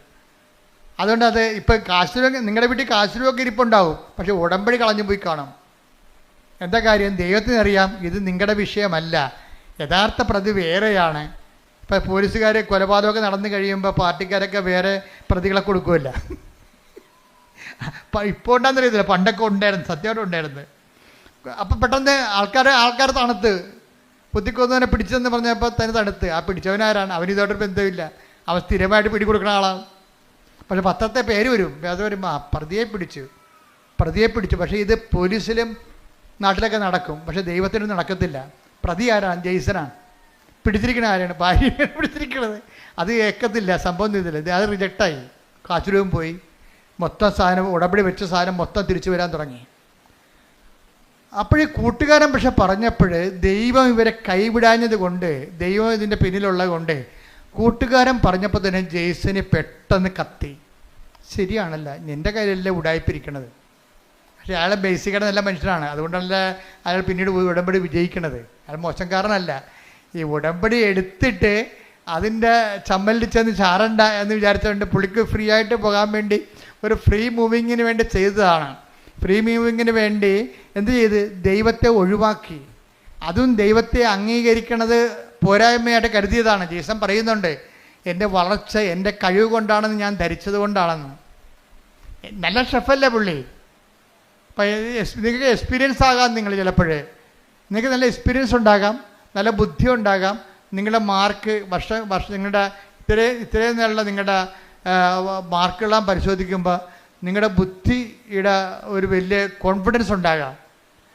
പക്ഷെ ദൈവത്തിന് നിങ്ങൾക്ക് നിങ്ങളുടെ താല്പര്യം ഉണ്ടെന്നുണ്ടെങ്കിൽ, അല്ലാത്തെങ്കിൽ നിങ്ങളിങ്ങനെ ഇതിൻ്റെ പുറകെ പോയി വല്ല ശാസ്ത്രജ്ഞ വല്ലതൊക്കെ ആയിട്ട് കുറച്ചുമ്പോൾ ചത്തുപോകാൻ പറയും. ദൈവമാണ്. പക്ഷെ നിങ്ങളിൽ ദൈവത്തിന് ആകർഷണമായ എന്തെങ്കിലും കണ്ടൻറ്റ് വൈസ് നിങ്ങളുടെ കുടുംബത്തിലോ ഉണ്ടെങ്കിൽ നിങ്ങൾ ദൈവത്തിൻ്റെ ആളാണ്. അതാണ് ഞാൻ ആദ്യമേ പറഞ്ഞത്. നിങ്ങൾ ക്രിസ്തുവിനുള്ളവരാണെങ്കിൽ അത് ക്രിസ്തു നിങ്ങളെ കൈമോശം സൂക്ഷിക്കും. ക്രിസ്തു ഇല്ലെങ്കിൽ പ്രശ്നമൊന്നുമില്ല, ദൈവത്തിന് റിസ്ക് ഇല്ല കാര്യത്തിൽ. എവിടെയെങ്കിലും പോയി തൊലയണമെന്ന് പറയും, നോ പ്രോബ്ലം. ക്രിസ്തുവിനുള്ളതെന്ന് പറഞ്ഞാൽ എന്താണ്? ക്രിസ്തുവിനാലിൻ്റെ വിശുദ്ധമായ രക്തത്താൽ വീണ്ടെടുക്കപ്പെട്ടവനാണ്, വീണ്ടെടുക്കപ്പെട്ടവളാണ് ഞാനെന്ന രീതിയിൽ ക്രിസ്തുവിനോടൊരു വിശ്വാസവും ഒരു സ്നേഹവും ഒക്കെ നമുക്കുണ്ടെങ്കിൽ നമ്മൾ അതിൻ്റെ പേരിൽ നമ്മുടെ ജീവിതം ക്രിസ്തുവിൻ്റെ വാക്കിന് അനപേക്ഷിതമായിട്ട് ക്രമീകരിക്കാൻ ഉദ്ദേശിക്കുന്നവരാണ്. അതിനെ ഉദ്ദേശിക്കാനുള്ള സാധ്യതയുണ്ട്. എപ്പോഴെങ്കിലുമായിട്ട് ഞാൻ ദൈവത്തിലേക്ക് തിരിച്ചു വരും എന്നൊക്കെ ഉള്ളൊരു മാനസിക അവസ്ഥയാണെങ്കിൽ നിങ്ങൾ ക്രിസ്തുവിനുള്ള ആൾക്കാരാണ്. ക്രിസ്തുവിനുള്ളവരാണെങ്കിൽ എന്ത് ചെയ്യും? നിങ്ങളെ ഹെൽപ്പ് ചെയ്യാൻ വേണ്ടി ദൈവം ആരെങ്കിലും നിശ്ചയിക്കും. അങ്ങനെയാണ് ഈ കൂട്ടുകാരൻ ജെയ്സൻ്റെ വീട്ടിൽ വരണത്. ഇപ്പോൾ ജെയ്സൺ പറയും, ശരി നിങ്ങളെ പറഞ്ഞപ്പോഴേക്കും മനസ്സിലായി, എന്നാൽ ഞാൻ പോയി ഉടമ്പടി എടുക്കാമെന്ന് പറഞ്ഞു. അപ്പോൾ ജെയ്സൺ വൈഫിനെയും കൂട്ടി വരും. വൈഫിനോട് പറയും നമുക്ക് കൃപാസനത്തിൽ പോകാം. അപ്പോൾ വൈഫ് ചോദിക്കും, എന്തിനാ? അല്ല ഉടമ്പടി എടുക്കാൻ. അല്ല അത് ഞാൻ എടുത്തോളാം, നീ എടുക്കണ്ട. അപ്പോൾ വൈഫ് ചോദിക്കും, നിങ്ങളെടുക്കുക? അച്ഛൻ പറഞ്ഞ് കേട്ടിട്ടില്ലേ, ആലപ്പുഴ വന്ന് പണി മേടിക്കരുതെന്ന്. നിങ്ങളെടുക്കുക. അപ്പോൾ എടുക്കാമെന്ന് പറഞ്ഞപ്പോൾ ഇയാൾ തീരുമാനം എടുക്കാമെന്നുള്ള തീരുമാനം എടുത്തിട്ട് എന്താ ചെയ്യണമെന്നറിയാവോ? എടുത്തിട്ട് ഉടമ്പടി എടുത്തു കഴിഞ്ഞിട്ട് ജെയ്സൺ പറയും, എൻ്റെ ലൈഫ് രണ്ടായി മാറുകയാണ്. എന്താണ്? ഉടമ്പടിക്ക് മുമ്പും ഉടമ്പടിക്ക് ശേഷവും. ഞാൻ ആദ്യം ചെയ്തത് ഞായറാഴ്ച എൻ്റെ കട പൂട്ടിയെന്ന് പറഞ്ഞു. അതാണ് തീരുമാനം. അതായത് നല്ല ടൂറിസ്റ്റ് സ്പോട്ടിൽ ആവശ്യത്തിന് കാശ് കിട്ടുന്ന കടയാണ്. ഞായറാഴ്ച ഞാൻ എൻ്റെ കട അടച്ചു. അതിൽ നിന്ന് കിട്ടുന്ന പൊന്നാണെങ്കിലും വേണ്ടെന്ന് വെച്ചു. അപ്പോൾ തന്നെ തീരുമാനം കറക്റ്റായില്ലേ? അപ്പോൾ എന്താ പ്രശ്നം വെച്ചാൽ ദൈവത്തിനെ ബോധ്യപ്പെടുത്തുകയാണ് നമ്മുടെ ഉദ്ദേശം. എനിക്ക് ഞായറാഴ്ച നിൻ്റെ കുർബാനയും അതുപോലെ തന്നെ നിൻ്റെ ശുശ്രൂഷകളും മുടങ്ങിയിട്ട് ഉണ്ടാക്കുന്ന കാശ് എനിക്ക് വേണ്ട, എനിക്ക് കിട്ടുന്ന സമ്പത്തിനേക്കാൾ വലുതാണ് നീ എന്നുള്ള രീതിയിൽ ദൈവത്തിനൊരു വിശ്വാസത്തിലെടുത്ത് ഞാൻ കഴിഞ്ഞ ദിവസങ്ങളിൽ നിങ്ങളുടെ ഈ ലിവിങ് ബ്രെഡിൽ പറഞ്ഞായിരുന്നു, ഡെയിലി ബ്രെഡിൽ എന്താണ് ദൈവവിശ്വാസ ജീവിതത്തിൻ്റെ റിസ്ക് എന്താണ്? ഒന്നാമത്തെ റിസ്ക് എന്ന് പറയുന്നത് നമ്മൾ ദൈവത്തിൽ വിശ്വസിക്കുന്നു എന്നുള്ളത് ദൈവത്തെ വിശ്വസിപ്പിച്ചെടുക്കുന്നതാണ് റിസ്ക്. മനസ്സിലായില്ലേ? ദൈവവിശ്വാസ ജീവിതത്തിൻ്റെ റിസ്ക് എന്താണ്? നമ്മൾ ദൈവത്തിൽ വിശ്വസിക്കുന്നു എന്നുള്ളത് ആദ്യം എന്ത് ചെയ്യണം? ദൈവത്തെ വിശ്വസിപ്പിച്ചെടുക്കണം. ഇത് നിങ്ങൾ ട്രൈ ചെയ്യുകയാണെങ്കിൽ എന്താ കാര്യം വെച്ചാൽ ദൈവത്തിൻ്റെ ഒരു മൈൻഡ് സെറ്റ് ഞാൻ മനസ്സിലാക്കിയെടുത്തോളൂ, മനുഷ്യന്മാരുടെ വിശ്വാസത്തിൽ വിശ്വാസമില്ലാത്ത ആളാണ്. യോഹന്നാൻ 2:24 എടുത്ത് ശ്രുതിക്കട്ടെ. ഹല്ലേലൂയ ഹല്ലേലൂയ ഹല്ലേലൂയ ഹല്ലേലൂയ യേശുവേ നന്ദി, യേശുവേ സ്തുതി. ഹല്ലേലൂയ ഹല്ലേലൂയ. യോഹന്നാൻ 2:24 യേശുവാകട്ടെ അവരിൽ വിശ്വസിച്ചില്ല. കാരണം അവൻ അവരെ എല്ലാം അറിഞ്ഞിരുന്നു. ഇതാണ് കുഴപ്പം. ഈ കുഴപ്പം കിടക്കുന്ന കാലം നമ്മൾ തലകുത്തി മറിഞ്ഞാലും ദൈവം ഏക്കത്തില്ല. നമ്മൾ എങ്ങനെ വിശ്വസിക്കണമെന്ന് പറഞ്ഞാലും ഇനി ഉമ്പ് കളിച്ച് ദൈവത്തിൻ്റെ അടുത്ത് ചെന്നാലും ഉരുളി നേർച്ച നടന്നാലും പറയും ഞാൻ അക്സെപ്റ്റ് ചെയ്യണില്ലെന്ന് പറയും. ഇതിൻ്റെ ദൈവവിശ്വാസ ജീവിതത്തിൽ ഏറ്റവും വലിയ റിസ്ക് എന്ന് പറയണത് നമ്മൾ ദൈവത്തെ വിശ്വസിക്കുന്നു എന്നുള്ളത് ദൈവത്തെ വിശ്വസിപ്പിച്ചെടുക്കുകയാണ്. അതാണ് ഇതിനകത്ത് ഏറ്റവും വലിയ റിസ്ക് ഞാൻ നോക്കിയിട്ട് കാണുന്നത്. ജെയ്സൺ ഈ റിസ്കിൽ ആദ്യഘട്ടം വിജയിക്കുകയാണ്. എന്താണ്? കട പൂട്ടി. ഞായറാഴ്ചയും കടവുള്ള ദിവസങ്ങളിലും കർത്താവിൻ്റെ ദിവസമായിട്ട് ആചരിക്കേണ്ടതല്ലേ, അതുകൊണ്ട് ആ ലാഭം വേണ്ടെന്ന് അവൻ തീരുമാനിച്ചു. അപ്പോൾ തന്നെ ആദ്യത്തെ ഇൻസ്റ്റാൾമെൻറ്റായി ദൈവത്തെ നമ്മുടെ വിശ്വാസത്തിൽ എടുക്കുന്നതിൽ ആദ്യത്തെ ഇൻസ്റ്റാൾമെൻറ്റായി. കാര്യം നമ്മൾ കോൺക്രീറ്റായിട്ട് ആ വിഷയത്തിൽ സ്റ്റെപ്പ് എടുത്തല്ല, ഡെഫിനിറ്റ് സ്റ്റെപ്പ് എന്ന് പറയും. കോൺക്രീറ്റ് ആൻഡ് ഡെഫിനിറ്റ് സ്റ്റെപ്പ് ദൈവത്തെ വിശ്വസിപ്പിക്കുന്നതിൽ കഴിഞ്ഞ ദിവസങ്ങളിൽ ഞാൻ പറഞ്ഞപ്പോൾ എനിക്ക് ഏറ്റവും ഇഷ്ടപ്പെട്ടത് ലിവിങ് ബ്രെഡ് നിങ്ങൾ കാണുന്നില്ലേ, എല്ലാ ദിവസവും ഉണ്ട്. അച്ഛൻ്റെ കൂടെ പ്രത്യക്ഷീണ പ്രാർത്ഥന ചെല്ലാനുള്ളൊരു അവസരമാണത്. ആ ഡെയിലി ബ്രെഡ് അതാ ദിവസത്തുള്ള വിഷയങ്ങൾ സമർപ്പിച്ച് പ്രാർത്ഥിക്കും. ഇപ്പം ജെയ്സൺ തന്നെ ഒരു ദിവസം രാവിലെ എഴുന്നേറ്റപ്പോൾ രാത്രി കിടന്നപ്പോൾ അദ്ദേഹം പറഞ്ഞു, നാളെ ഇൻ്റർവ്യൂ ആണ്, അച്ഛൻ്റെ ഡെയിലി ബ്രെഡ് അനുഗ്രഹ പ്രാർത്ഥന കണ്ടുകൊണ്ട് ഞാൻ വരും, എനിക്ക് വേറെ ആസ്തിയൊന്നുമില്ല. ഡൽഹിയിലാണ് ഇൻ്റർവ്യൂ, ഷെഫിൻ്റെ ഇൻ്റർവ്യൂ. അപ്പോൾ അദ്ദേഹം മനസ്സിൽ തീരുമാനിക്കുകയാണ്, അച്ഛൻ്റെ ഡെയിലി ബ്രെഡ് കണ്ടുകൊണ്ട് ഞാൻ വരും, എനിക്ക് വേറെ ആസ്തിയൊന്നുമില്ല, ആ അനുഗ്രഹത്തിലാണ് ഞാൻ വന്നത്, നീ എന്നെ അനുഗ്രഹിക്കണം, എൻ്റെ ജീവിതം ഈ രീതിയിലാണ് ഇപ്പോൾ പോണതെന്ന് പറഞ്ഞു. അപ്പോൾ രാവിലെ ജെയ്സൺ ഓൺ ചെയ്തപ്പോൾ തന്നെ ഞാൻ പറയുന്നുണ്ട്, ഇന്നലെ രാത്രി ഇൻ്റർവ്യൂവിന് പോകാൻ വേണ്ടി ഇന്നത്തെ ഈ പ്രാർത്ഥനയുടെ ആശീർവാദം മേടിച്ചുകൊണ്ട് പോകാൻ വേണ്ടി ദൈവത്തോട് പറഞ്ഞ ഒരാളുണ്ട്, അയാളെ ഞാൻ ഈ സമയത്ത് അനുഗ്രഹിക്കണമെന്ന് പറയും. ഇതാണ് ദൈവമേഖല എന്ന് പറയണത്. കണ്ട, ദൈവത്തിലേക്ക് വരുമ്പോൾ കാര്യങ്ങളെല്ലാം മാറണം. കണ്ടില്ലേ? രാവിലെ എഴുന്നേറ്റപ്പോൾ തന്നെ ജെയ്സൺ മുട്ട എന്നുണ്ട് ലിവിങ് ബ്രെഡ് കൂടുമ്പോഴാണ് ഇൻ്റർവ്യൂവിന് പോകാൻ വേണ്ടി ആശീർവദിക്കണത്. ഇന്ന് ഇൻ്റർവ്യൂ പോകുന്ന എല്ലാവരും ആശീർവദിക്കുകയാണ്. അപ്പോൾ ജെയ്സൺ അതിനുശേഷം ഡൽഹി ഇൻ്റർവ്യൂവിന് പോവുകയാണ്. ഡൽഹിയിലാണ് ഈ സംഭവം നടക്കുന്നത്. ഇൻ്റർവ്യൂ പോകുമ്പോൾ ജെയ്സൺ പറയണത്, ഞാൻ 1/2 മണിക്കൂർ കസറിയെന്ന്. അവർ ഇൻ്റർനാഷണൽ ഇൻ്റർവ്യൂ ആണ്. ആദ്യത്തെ 12 മിനിറ്റ് ആദ്യത്തെ 12 പേര് ചികിത്സിക്കാന്ന് പറഞ്ഞ് ഇറങ്ങിപ്പോവുകയാണ്. അവരാരും എടുത്തില്ല. സംസാരിക്കാൻ പോലും 2-3 പ്രാവശ്യം സംസാരിച്ച് അവരെല്ലാം 5-6 പേര് ഇൻ്റർവ്യൂ ഇരിക്കും. ഇൻ്റർനാഷണൽ ഇൻ്റർവ്യൂ അല്ലേ. ആദ്യത്തെ സെക്ഷനിൽ നോക്കുമ്പോൾ ആൾക്കാർ ചുരുവിടാന്ന് ഇൻ്റർവ്യൂവിന് പോകണതും കാണാം, ഇറങ്ങി വരുന്നതും കാണാം. എല്ലാം റിജക്റ്റഡ് ആണ്. ഭയങ്കര ഷാർപ്പ് ഇൻ്റർവ്യൂ ആണ്. ഞാൻ ചെന്നതിന് ശേഷം എന്നോട് അവരൊന്നും പറഞ്ഞില്ല. എന്നോട് സംസാരിക്കാൻ അനുഭവിച്ചു. ഞാൻ 1/2 മണിക്കൂർ സംസാരിച്ചെന്ന്. ചോദിക്കുന്ന എല്ലാത്തിനും മറുപടി പറഞ്ഞു. എന്നിട്ട് എല്ലാത്തിനും മറുപറയുകയും ചെയ്തും എല്ലാം കഴിഞ്ഞ പറഞ്ഞു, യു ആർ സെലക്റ്റഡ് എന്ന്. അപ്പോൾ ദൈവമേഖല ഒരു മനുഷ്യൻ്റെ ജീവിതം തീർന്നിട്ട് തിരിച്ചു വന്ന കണ്ടില്ലേ? തീർന്നിട്ട് തിരിച്ചു വരികയാണ്. അപ്പം തീർന്നെന്ന് വിചാരിക്കുമ്പോൾ തീർന്നെന്നല്ല, ശരിക്കും പറഞ്ഞാൽ ദൈവത്തിലേക്കുള്ള തിരിച്ചുവരവാണ്. കൈയടിക്കട്ടെ, ശ്രുതിക്കട്ടെ.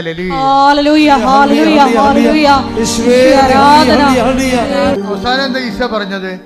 തീർന്നെന്ന് വിചാരിക്കുമ്പോൾ, തീർന്നെന്ന് കരുതുമ്പോൾ അത് തീർന്നതല്ല, ദൈവത്തിലേക്കുള്ള തിരിച്ചുവരവാണ്.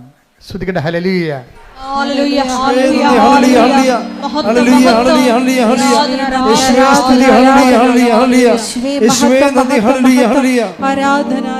അപ്പൊ ജെയ്സന്റെ കാലം എന്താ വെച്ച് കഴിഞ്ഞാൽ, ജെയ്സന്റെ ഈ ഉടമ്പടി എടുത്തതിന് ശേഷം ഈ മനുഷ്യൻ പരിശുദ്ധാത്മാവ് നിറഞ്ഞിട്ട് പിന്നെ ഞാൻ പറഞ്ഞ തിരക്കി പിടിച്ച് നടന്ന് ഉപവിപ്രവർത്തനങ്ങൾ ചെയ്യാൻ. അപ്പം തിരക്കി പിടിച്ച് നടന്ന് ഉപവിപ്രവർത്തനങ്ങൾ ചെയ്യുന്ന സമയത്ത് നാട്ടുകാരും വീട്ടുകാരും ചോദിക്കും, നിനക്കെന്ത് സംഭവിച്ചെന്ന് ചോദിക്കണത്. കാര്യം നല്ല ടൂറിസ്റ്റ് സ്പോട്ടിൽ കടയും അടച്ചിട്ടിട്ട് ഇവൻ കർത്താവിൻ്റെ ജോലി ചെയ്തുകൊണ്ട് നടക്കുകയും ഈ ഞായറാഴ്ച മുഴുവനും അല്ലാത്ത ദിവസം കിട്ടുന്ന സമയത്തെല്ലാം ആ കുടുംബത്തിലുള്ള 10-20 പേരെ കൊണ്ടൊന്ന് ഉടമ്പടി എടുപ്പിച്ചു. ജെയ്സൺ പറയണത്, അവിടെ മുമ്പിൽ എനിക്ക് കിട്ടിയ അനുഗ്രഹങ്ങളല്ല സാക്ഷ്യം, ഞാൻ തന്നെയാണ് സാക്ഷ്യമെന്ന്. അതായത് എനിക്ക് കിട്ടിയ അനുഗ്രഹങ്ങൾ കണ്ടിട്ടല്ല അവർ ഉടമ്പടി എടുത്തത്. എന്താണ്? എനിക്കുണ്ടായ മാറ്റം കണ്ടിട്ടാണെന്ന്. ഞാൻ തന്നെയാണ് സാക്ഷ്യമെന്ന്. അതായത് ഉടമ്പടി ഒരു വ്യക്തിക്കുണ്ടാക്കുന്ന മാറ്റങ്ങളെ, അവനിപ്പോൾ അശുദ്ധ സംഭാഷണങ്ങളില്ല, എല്ലാവരോടും സ്നേഹമായി പെരുമാറും, സഹായിക്കേണ്ടവരെ തിരക്കി പിടിച്ച് നടന്ന് സഹായിക്കും, സുവിശേഷ വേല ചെയ്യുന്നതിന് കൊതിയോടും ആർത്തിയോടും കൂടി നടന്ന് സുവിശേഷ വേല ചെയ്യാൻ. അപ്പോൾ പെട്ടെന്ന് ജെയ്സൻ്റെ മനസ്സിൽ മാതാവ് ഒരു കാര്യം കാണിച്ചു. കാര്യം പരിചയമുള്ള 2 ഒരു ഭാര്യയും ഭർത്താവും പിരിഞ്ഞ് താമസിക്കുകയാണ്. കാര്യം അവർ പ്രണയിച്ച് കല്യാണം കഴിച്ചവരാണ്. പക്ഷേ ഇപ്പം കണ്ട തമ്മിൽ കുത്തിക്കൊല്ലും. ഭർത്താവ് ഭാര്യയെ കൊല്ലാൻ നടക്കുകയാണ്. അപ്പോൾ നിങ്ങൾക്കെപ്പോഴും ഓർത്തന്നെ പ്രണയമൊക്കെ പറഞ്ഞ് ഭ്രാന്തി പിടിച്ച് നടക്കുന്ന ആൾക്കാർ ഓർക്കുക, അതിപ്പോഴത്തെ ഒരു ആവേശമാണ്. ആവേശം കെട്ടടങ്ങി കഴിയുമ്പോൾ നിങ്ങൾ ആരാണെന്നൊക്കെ മനസ്സിലായി, അവരാരാണെന്ന് മനസ്സിലാക്കി കഴിഞ്ഞാൽ ഇതിൻ്റെ അത്ര കുന്തോ ഇല്ല. ശരിക്കും പറഞ്ഞാൽ ഇപ്പം കൊല്ലാൻ നടക്കുകയാണ്. പണ്ട് അവരെ കെട്ടിക്കാത്തവരെ കൊല്ലാൻ നടന്ന പാർട്ടിയാണ് ഇപ്പം തന്നെത്താൻ തമ്മിൽ കൊല്ലാൻ നടക്കുകയാണ്. അപ്പോൾ ജെയ്സനോട് മാതാവ് പറഞ്ഞ് അവരെ ഒന്ന് പോയി കാണാൻ പറഞ്ഞു. കാര്യം ഭർത്താവ് ഇടയ്ക്ക് നിന്ന് ഭാര്യ 35 വയസ്സ് അവർക്കുള്ളത് പേടിച്ച മരുമകൻ്റെ വീട്ടിൽ പോയി താമസിക്കുകയാണ്. മരുമകൻ്റെ വീട്ടിൽ പോയി താമസിക്കുകയാണ്. അപ്പോൾ അത്രയും വിഷമത്തിലാണ് അവർ താമസിക്കുന്നത്, സങ്കടപ്പെട്ട് താമസിക്കുകയാണ്. അപ്പോൾ പല ആൾക്കാരും, പോലീസും പാർട്ടിയും പള്ളിയും ഒക്കെ ഇടപെട്ടിട്ട് ഈ വിഷയത്തിന് തീരുമാനമില്ല. അപ്പോൾ ജെയ്സൻ്റെ ഈ ഉപവിപ്രവർത്തനം, സുവിശേഷ പ്രവർത്തനം എന്നൊക്കെ പറയണതേ, ദൈവം എപ്പോഴും നോക്കണത് പ്രൊഫഷണലി തയ്യാർ ഓക്കെയാണോ, അവർക്കത് ചെയ്യാൻ ബാധ്യത ഉണ്ടായിട്ട് അവർ ചെയ്യണതല്ല കാര്യം. മറിച്ച് അവർക്കതൊരു വിളി ഉണ്ടാകണം. വിളിയും ബാധ്യതയും രണ്ടും 2 കാര്യങ്ങളാണ്. ഇപ്പം ഞാൻ കടലോരത്തൊരു അനക്കം ഉണ്ടായി ഓടിച്ചെല്ലും. എന്താ കാര്യം? അതിൻ്റെ വിളിയാണ്. ഞാൻ തുടങ്ങിയത് അവിടുന്നാണ്. ഞാൻ അവിടെ നിന്നാണ് കടലിൽ നിന്നാണ് തുടങ്ങിയത്. അതിൻ്റെ വിളിയാണ്. ആര് കടലും തിരക്കില്ല, ഞാൻ പോയി തിരക്കും. കാര്യം ഞാനൊരു ഓഫീസിൽ ഇരിക്കുന്നത് കൊണ്ടല്ല ഞാൻ തിരക്കണത്. ചിലർക്ക് ഓഫീസ് കൊടുത്താൽ മാത്രമേ അവരെൻ്റെ അടുത്ത് വരും. ഇപ്പോൾ വില്ലേജ് ഓഫീസർ വരും, തഹസിൽദാർ വരും. ബിക്കോസ് അവർക്ക് എൻ്റെ ഓഫീസുണ്ട്, അതുകൊണ്ട് വരുന്നതാണ്. ആ ഓരോ ഓഫീസില്ലെങ്കിൽ ഞാൻ പോകും. എന്താ കാര്യം? അത് വിളി വേറെ, ബാധ്യത വേറെ. ബാധ്യത എന്ന് പറഞ്ഞാൽ നമുക്കിട്ട് തരുന്ന ഒരു ഒഫീഷ്യാലിറ്റി ഉള്ളതുകൊണ്ട് നമുക്കൊരു ബാധ്യത ഉണ്ടാകും. വിളി വേറെയാണ്. ഉപവി എന്നൊക്കെ പറയുന്നതൊരു വിളിയാണ്. ഇപ്പോൾ ജെയ്സനെ സംബന്ധിച്ചിടത്തോളം വിളിയാണിത്. കാര്യം ഒരു വ്യക്തി, ക്രിസ്തു വിവാഹിയായ വ്യക്തി പ്രത്യേകിച്ച്, അവർ പിരിഞ്ഞ് താമസിക്കുക പാപത്തിൻ്റെ മേഖലയിലാണ് അവർ താമസിക്കുന്നത്. അപ്പോൾ തമ്മിൽ കണ്ടാൽ കൊല്ലാൻ നടക്കുന്ന ആൾക്കാരെ എങ്ങനെ യോജിപ്പിക്കാൻ? എല്ലാവരും പരാജയപ്പെടുകയാണ്. കാര്യം ആ മിഷണറി അവിടെ വർക്ക് ചെയ്യുന്നില്ല. അപ്പോൾ ജെയ്സ എന്താ ചെയ്യുകയെന്ന് വെച്ച് കഴിഞ്ഞാൽ, ഇവിടുന്ന് കിട്ടിയ ധ്യാനത്തിൻ്റെ പശ്ചാത്തലത്തിൽ പുള്ളിക്കാരൻ വചനം തുറന്നിട്ട്, മാതാവേ ഞാനിതിന് പോകണോ വേണ്ടയോ എന്ന് ചോദിക്കും. എന്നിട്ട് കണ്ണടച്ചിട്ട് ബൈബിൾ കുത്തിവെക്കും. കുത്തി നോക്കുമ്പോൾ ബൈബിൾ നോക്കുമ്പോൾ മറിയം എലിസബത്തിൻ്റെ വീട്ടിൽ പോണത് കാണും. അപ്പം നമ്മൾ ദൈവത്തെ അന്വേഷിച്ചാൽ എന്താണ്? ദൈവം സമീപസ്ഥനാണ്. ദൈവത്തെ അന്വേഷിക്കുന്നവർക്ക് അവിടെ നിന്ന് ശ്രദ്ധിക്കട്ടെ. ഹല്ലേലൂയ, സങ്കീർത്തനം 145:18. തന്നെ വിളിച്ചപേക്ഷിക്കുന്നവർക്ക് ഏറ്റു പറഞ്ഞേ, തന്നെ വിളിച്ചപേക്ഷിക്കുന്നവർക്ക് ഹൃദയ പരമാർത്ഥതയോടെ വിളിച്ചപേക്ഷിക്കുന്നവർക്ക് കർത്താവ് സമീപസ്ഥനാണ്. വാക്ക് കണ്ട സെസ് ചെയ്തിരിക്കുകയാണ്. തന്നെ വിളിച്ചപേക്ഷിക്കുന്നവർക്കല്ല, പിന്നെ ആർക്കാണ്? ഹൃദയ പരമാർത്ഥതയോടെ. അല്ലെങ്കിൽ ഇപ്പം നിങ്ങളുടനെ പോയിട്ട് അപ്പം തന്നെ എന്നാൽ അച്ഛൻ പറഞ്ഞല്ലേ എന്നാൽ കുത്തിയേക്കാന്ന് ചെയ്തിട്ട് കണ്ണ് ബാബാ അടിച്ചിട്ട് കുത്തും, ബൈബിളും കീറിപ്പോവും. അതെന്താ കാര്യം? ഹൃദയ പരമാർത്ഥതയുള്ള ടെസ്റ്റ് ചെയ്യാൻ വേണ്ടിയാണ്, ഒക്കുവോ എന്ന് നോക്കാൻ വേണ്ടി. അതല്ല ഹൃദയ പരമാർത്ഥത. ഇത് പരമാർത്ഥതയുണ്ട് ഇതിൻ്റെ അകത്ത്. എന്താ പരമാർത്ഥത എന്ന് പറഞ്ഞാൽ എന്താണ്? എന്ത് ചെയ്യണം? ഇയാളെ കൊല്ലാൻ നിൽക്കുകയാണ്, വൈഫിനെ കണ്ടാൽ കൊല്ലാൻ നിൽക്കുകയാണ്. അയാളടുത്ത് വൈഫിനെ കൊണ്ടുവന്ന കൊലപാതകം നടത്തി കഴിഞ്ഞാൽ ഞാൻ ഉത്തരവാദിത്വം പറയണ്ടേ? അപ്പോൾ അത് ദൈവം ആഗ്രഹിക്കുന്നുണ്ടോ എന്ന് ചോദിച്ചിട്ട് വിശ്വാസപ്രമാണം ചൊല്ലിട്ട് ബൈബിള് കൈവെക്കുമ്പോൾ കാണുന്നത് മറിയം എലിസബത്തിൻ്റെ വീട്ടിലോട്ട് പോണതാണ്. അപ്പോൾ മനസ്സിലായി, നേരെ ഈ മനുഷ്യൻ ഈ ഭർത്താവിൻ്റെ അടുത്ത് കൊല്ലാൻ നിങ്ങളുടെ ഭർത്താവിൻ്റെ അടുത്ത് ചെല്ലും.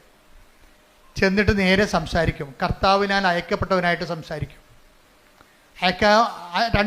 കർത്താവിനാൽ അയക്കപ്പെട്ടവൻ സംസാരിച്ചു കഴിഞ്ഞാൽ ആളെ പെട്ടെന്ന് ഫ്ലാറ്റാകും. പിശാചിൻ്റെ പരിപാടി അതാണല്ല. കർത്താവിനെ കണ്ടു കഴിയുമ്പോൾ അവൻ പതുങ്ങത്തില്ലേ? ചൈതന്യം കാണുമ്പോൾ പതുങ്ങില്ല. അപ്പോൾ ഉടനെ അയാൾ പതുങ്ങി. അയാൾ പറഞ്ഞ് എനിക്ക് പ്രശ്നങ്ങളൊന്നുമില്ല, പക്ഷെ ഞങ്ങൾ തമ്മിൽ ഒരിക്കലും യോജിക്കാൻ പറ്റാത്തൊരു അകന്ന് പോയെന്ന് പറയും. അപ്പോൾ ജേസൺ പറയും, ഒരു ശരി നിങ്ങൾ എൻ്റെ കൂടെ വാ, ഞാൻ നിങ്ങളെയും കൊണ്ടുപോകാമെന്ന് പറയും. അപ്പോൾ അങ്ങനെ കൊണ്ടുപോയി വൈഫിൻ്റെ വീട്ടിൽ കൊണ്ടുപോകും. വൈഫിൻ്റെ വീട്ടിൽ കൊണ്ടുപോയി ഈ ഇത്രയും കൊല്ലാനിരിക്കണ ഭർത്താവിനെ വൈഫിൻ്റെ വീട്ടിൽ നേരത്തെ കൊണ്ടുവരിക. വൈഫിൻ്റെ വീട്ടിലല്ല, മരുമകൻ്റെ വീട്ടിൽ കൊടുക്കുകയാണ്. അപ്പം മരുമകനും മകളും കൂടി പറയും, എൻ്റെ അമ്മേനെ തന്നിവിടത്തില്ലേ, അവർ കൊല്ലുമെന്ന് പറയും. അപ്പം ജെയ്സൺ പറയും, മാതാവ് പിടിച്ചിട്ടാണ് വരുന്നത്, കൊല്ലട തിന്നട ജീവിക്കുക, അപ്പം അമ്മ ജീവിപ്പിക്കുമെന്ന് പറയും. അപ്പം ആ വിഷയത്തിൽ കൃത്യമായ മറുപടിയാണ് പറയണത്. അല്ലാതെ അങ്ങനെയല്ല ഇങ്ങനെയാണെന്നല്ല പറയണത്, കട്ടൻ്റെ ആയിട്ടാണ് പറയണത്. മാതാവാണ് ഇത് വിളിച്ചിരിക്കണത്, അതുകൊണ്ട് കൊല്ലാൻ പറ്റത്തില്ല എന്ന് പറയും. ഉടനെ അവർ ഇറങ്ങി വരും.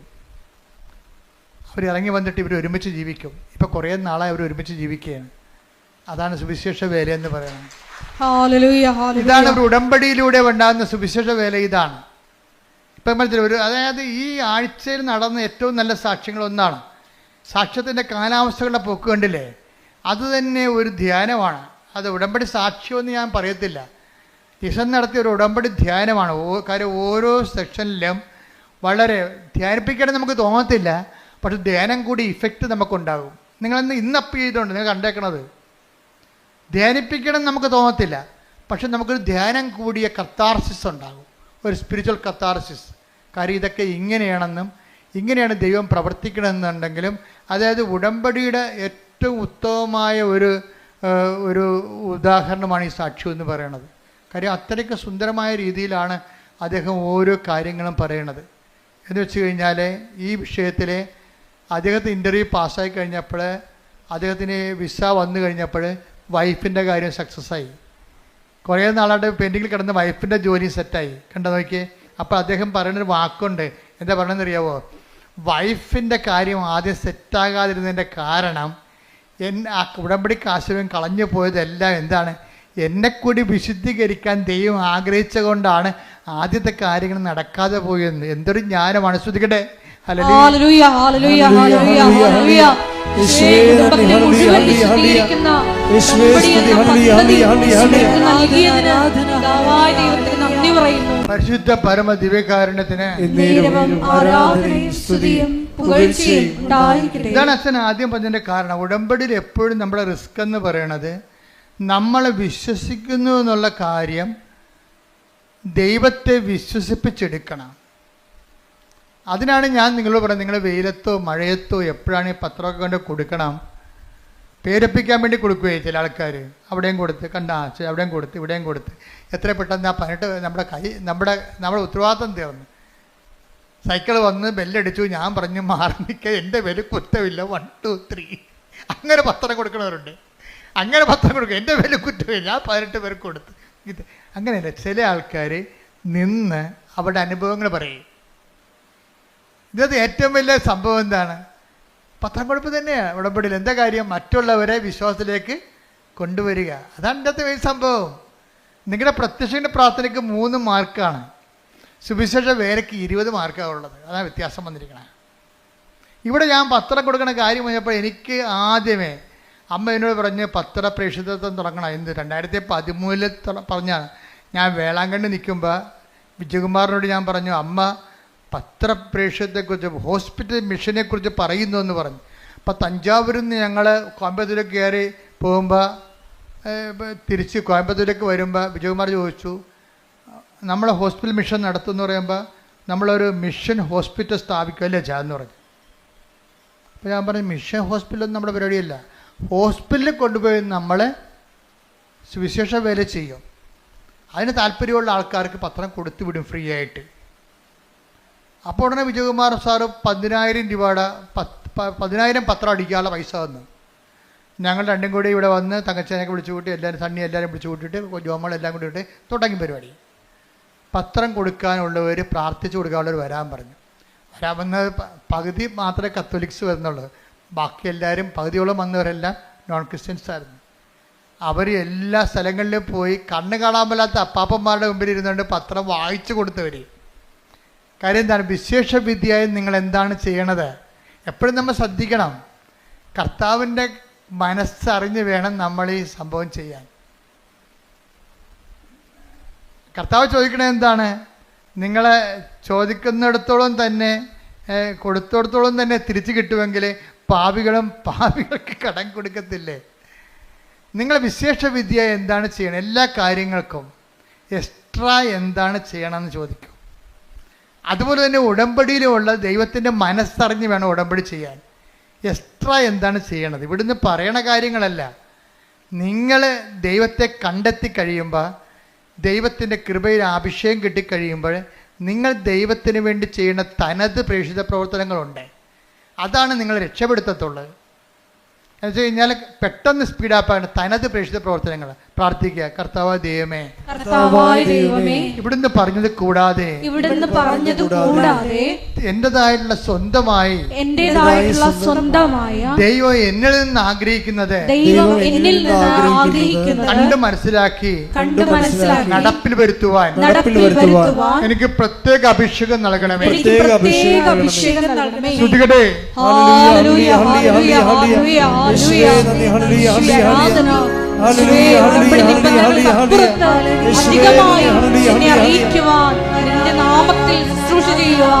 ആരാധനയിലൂടെ ഞങ്ങൾ അഭിഷേകം ചെയ്യണമേ.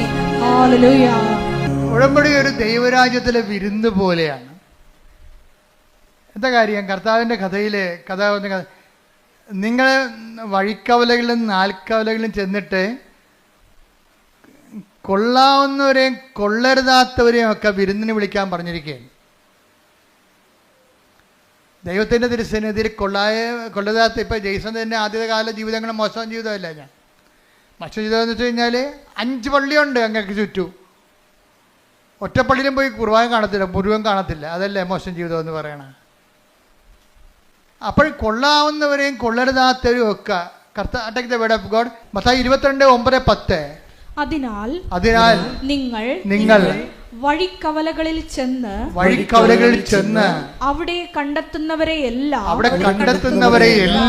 വിവാഹ വിരുന്നിന് ക്ഷണിക്കുവിൻ. ആ ഭൃത്യന്മാർ നിരത്തുകളിൽ ചെന്ന് ദുഷ്ടരും ശിഷ്ടരും ഉൾപ്പെടെ കണ്ടെത്തിയവരെ എല്ലാം വിളിച്ചുകൂട്ടി. അങ്ങനെ വിരുന്നുശാല അതിഥികളെ കൊണ്ട് നിറഞ്ഞു. വിരുന്നുശാല നിറഞ്ഞിരിക്കണം, കണ്ടില്ലേ? അതിഥികളെ കൊണ്ട് കൊള്ളരുതാത്തവരും എല്ലാം ഉണ്ട് വിരുന്നുശാല. പക്ഷെ ഒരു പ്രശ്നമുണ്ട്, ഇനി യജമാനെ വിളിച്ചു ചേർത്ത് യജമാനം വരും, അപ്പോഴാണ് പ്രോബ്ലം. വായിച്ചേ. അതിഥികളെ കാണാൻ രാജാവ് എഴുന്നള്ളിയപ്പോൾ വിവാഹ വസ്ത്രം ധരിക്കാത്ത കിടക്കുന്ന ചട്ടിങ്കലോ എന്താ കാര്യം? വിവാഹ വസ്ത്രം ധരിക്കാത്ത ഒരാളെ അവിടെ കണ്ടു. രാജാവ് അവനോട് ചോദിച്ചു, സ്നേഹിത, പല്ല് തേക്കാത്തവനെ, വിവാഹ വസ്ത്രം ധരിക്കാതെ നീ ഇവിടെ പ്രവേശിച്ചത് എങ്ങനെ? അവൻ മൗനം അവലംബിച്ചു, മിണ്ടിയില്ല. അപ്പൊ അതിന്റെ കാര്യം 5-10 കേസുണ്ട്. പക്ഷെ ഒരു പ്രശ്നമുണ്ട്, ഇതിൽ നിന്ന് തൽക്കാലം കേസിലും ജാമ്യത്തിനായിട്ട് ഉടമ്പടി ചെയ്തിരിക്കണത്. പക്ഷെ മനസ്സിരിപ്പ് എന്താണ്? ജാമ്യം കിട്ടിയാലും അവരുടെ ആയിട്ട് പണി കൊടുക്കുമെന്ന്. അതല്ലേ? അതാണ് പ്രശ്നം. കൊള്ളരാവുന്നവരെയും കൊള്ളരുതാത്തവരെയും വിളിച്ചിരിക്കുകയാണ്. നിങ്ങളാരും തെറ്റിദ്ധരിക്കൊന്നും വേണ്ട. നിങ്ങൾ നിങ്ങളുടെ തെറ്റിൽ നിലനിൽക്കാൻ തീരുമാനിച്ചെങ്കിലേ അടുത്ത ഭാഗം വായിച്ചേ. അപ്പോൾ രാജാവ് പരിചാരകന്മാരോട് പറഞ്ഞു. ആരോട്? എന്താ? സ്നേഹിത, വിവാഹ വസ്ത്രം എവിടെയെന്ന്. എന്താ കാര്യം? കൃപയാണ് വിവാഹ വസ്ത്രം. ആദ്യം കൃപ നഷ്ടപ്പെട്ട കക്ഷികളാണ് ഇല കൊണ്ട് തുണി ഉണ്ടാക്കി, അത്തി ഇല കൊണ്ട് തുണി ഉണ്ടാക്കി ജീവിച്ചിട്ട് അവസാനം ദൈവം ഗെറ്റ് ഔട്ട് അടിച്ചത്. അടുത്ത ഗെറ്റ് ഔട്ട് അടി തന്നെ കണ്ടില്ലേ? ആദ്യം ആദ്യത്തിനും ഗെറ്റ് ഔട്ട് അടിച്ചില്ലേ? എന്താ കാര്യം? ദൈവത്തിൻ്റെ കൽപ്പനകൾ പാലിച്ചില്ല. അതുകൊണ്ട് പിന്നെ പുറത്തിറക്കിയപ്പോഴാണ് അവന്മാർക്ക് തുണിയില്ലെന്ന് മനസ്സിലായത്. അങ്ങനെ അത്തി ഇല കൊണ്ട് തുണി ഉണ്ടാക്കിയതാണ്. അങ്ങനെ ആളെ പാക്ക് ചെയ്ത് ഇപ്പം വീണ്ടും യജമാനം കയറി വരുമ്പോൾ എന്താ പറയുക? വിവാഹ വസ്ത്രമില്ലാത്ത കൃപയില്ലാത്ത ആൾക്കാരെ കണ്ടെത്തിയെന്ന്. അപ്പോൾ സ്നേഹിത എന്താ വായിച്ചോളൂ. അപ്പോൾ രാജാവ് പരിചാരകന്മാരോട് പറഞ്ഞു, അവനെ കൈകാലുകൾ കെട്ടി പുറത്തെ അന്ധകാരത്തിലേക്ക് വലിച്ചെറിയുക. അവിടെ വിലാപവും പല്ലുകടിയുമായിരിക്കും. എന്തെന്നാൽ വിളിക്കപ്പെട്ടവർ വളരെ, തെരഞ്ഞെടുക്കപ്പെട്ടവരോ ചുരുക്കം. ഇത് ഞാൻ പറഞ്ഞതാണോ? അല്ല, കർത്താവിന്റെ നിലപാടാണ്.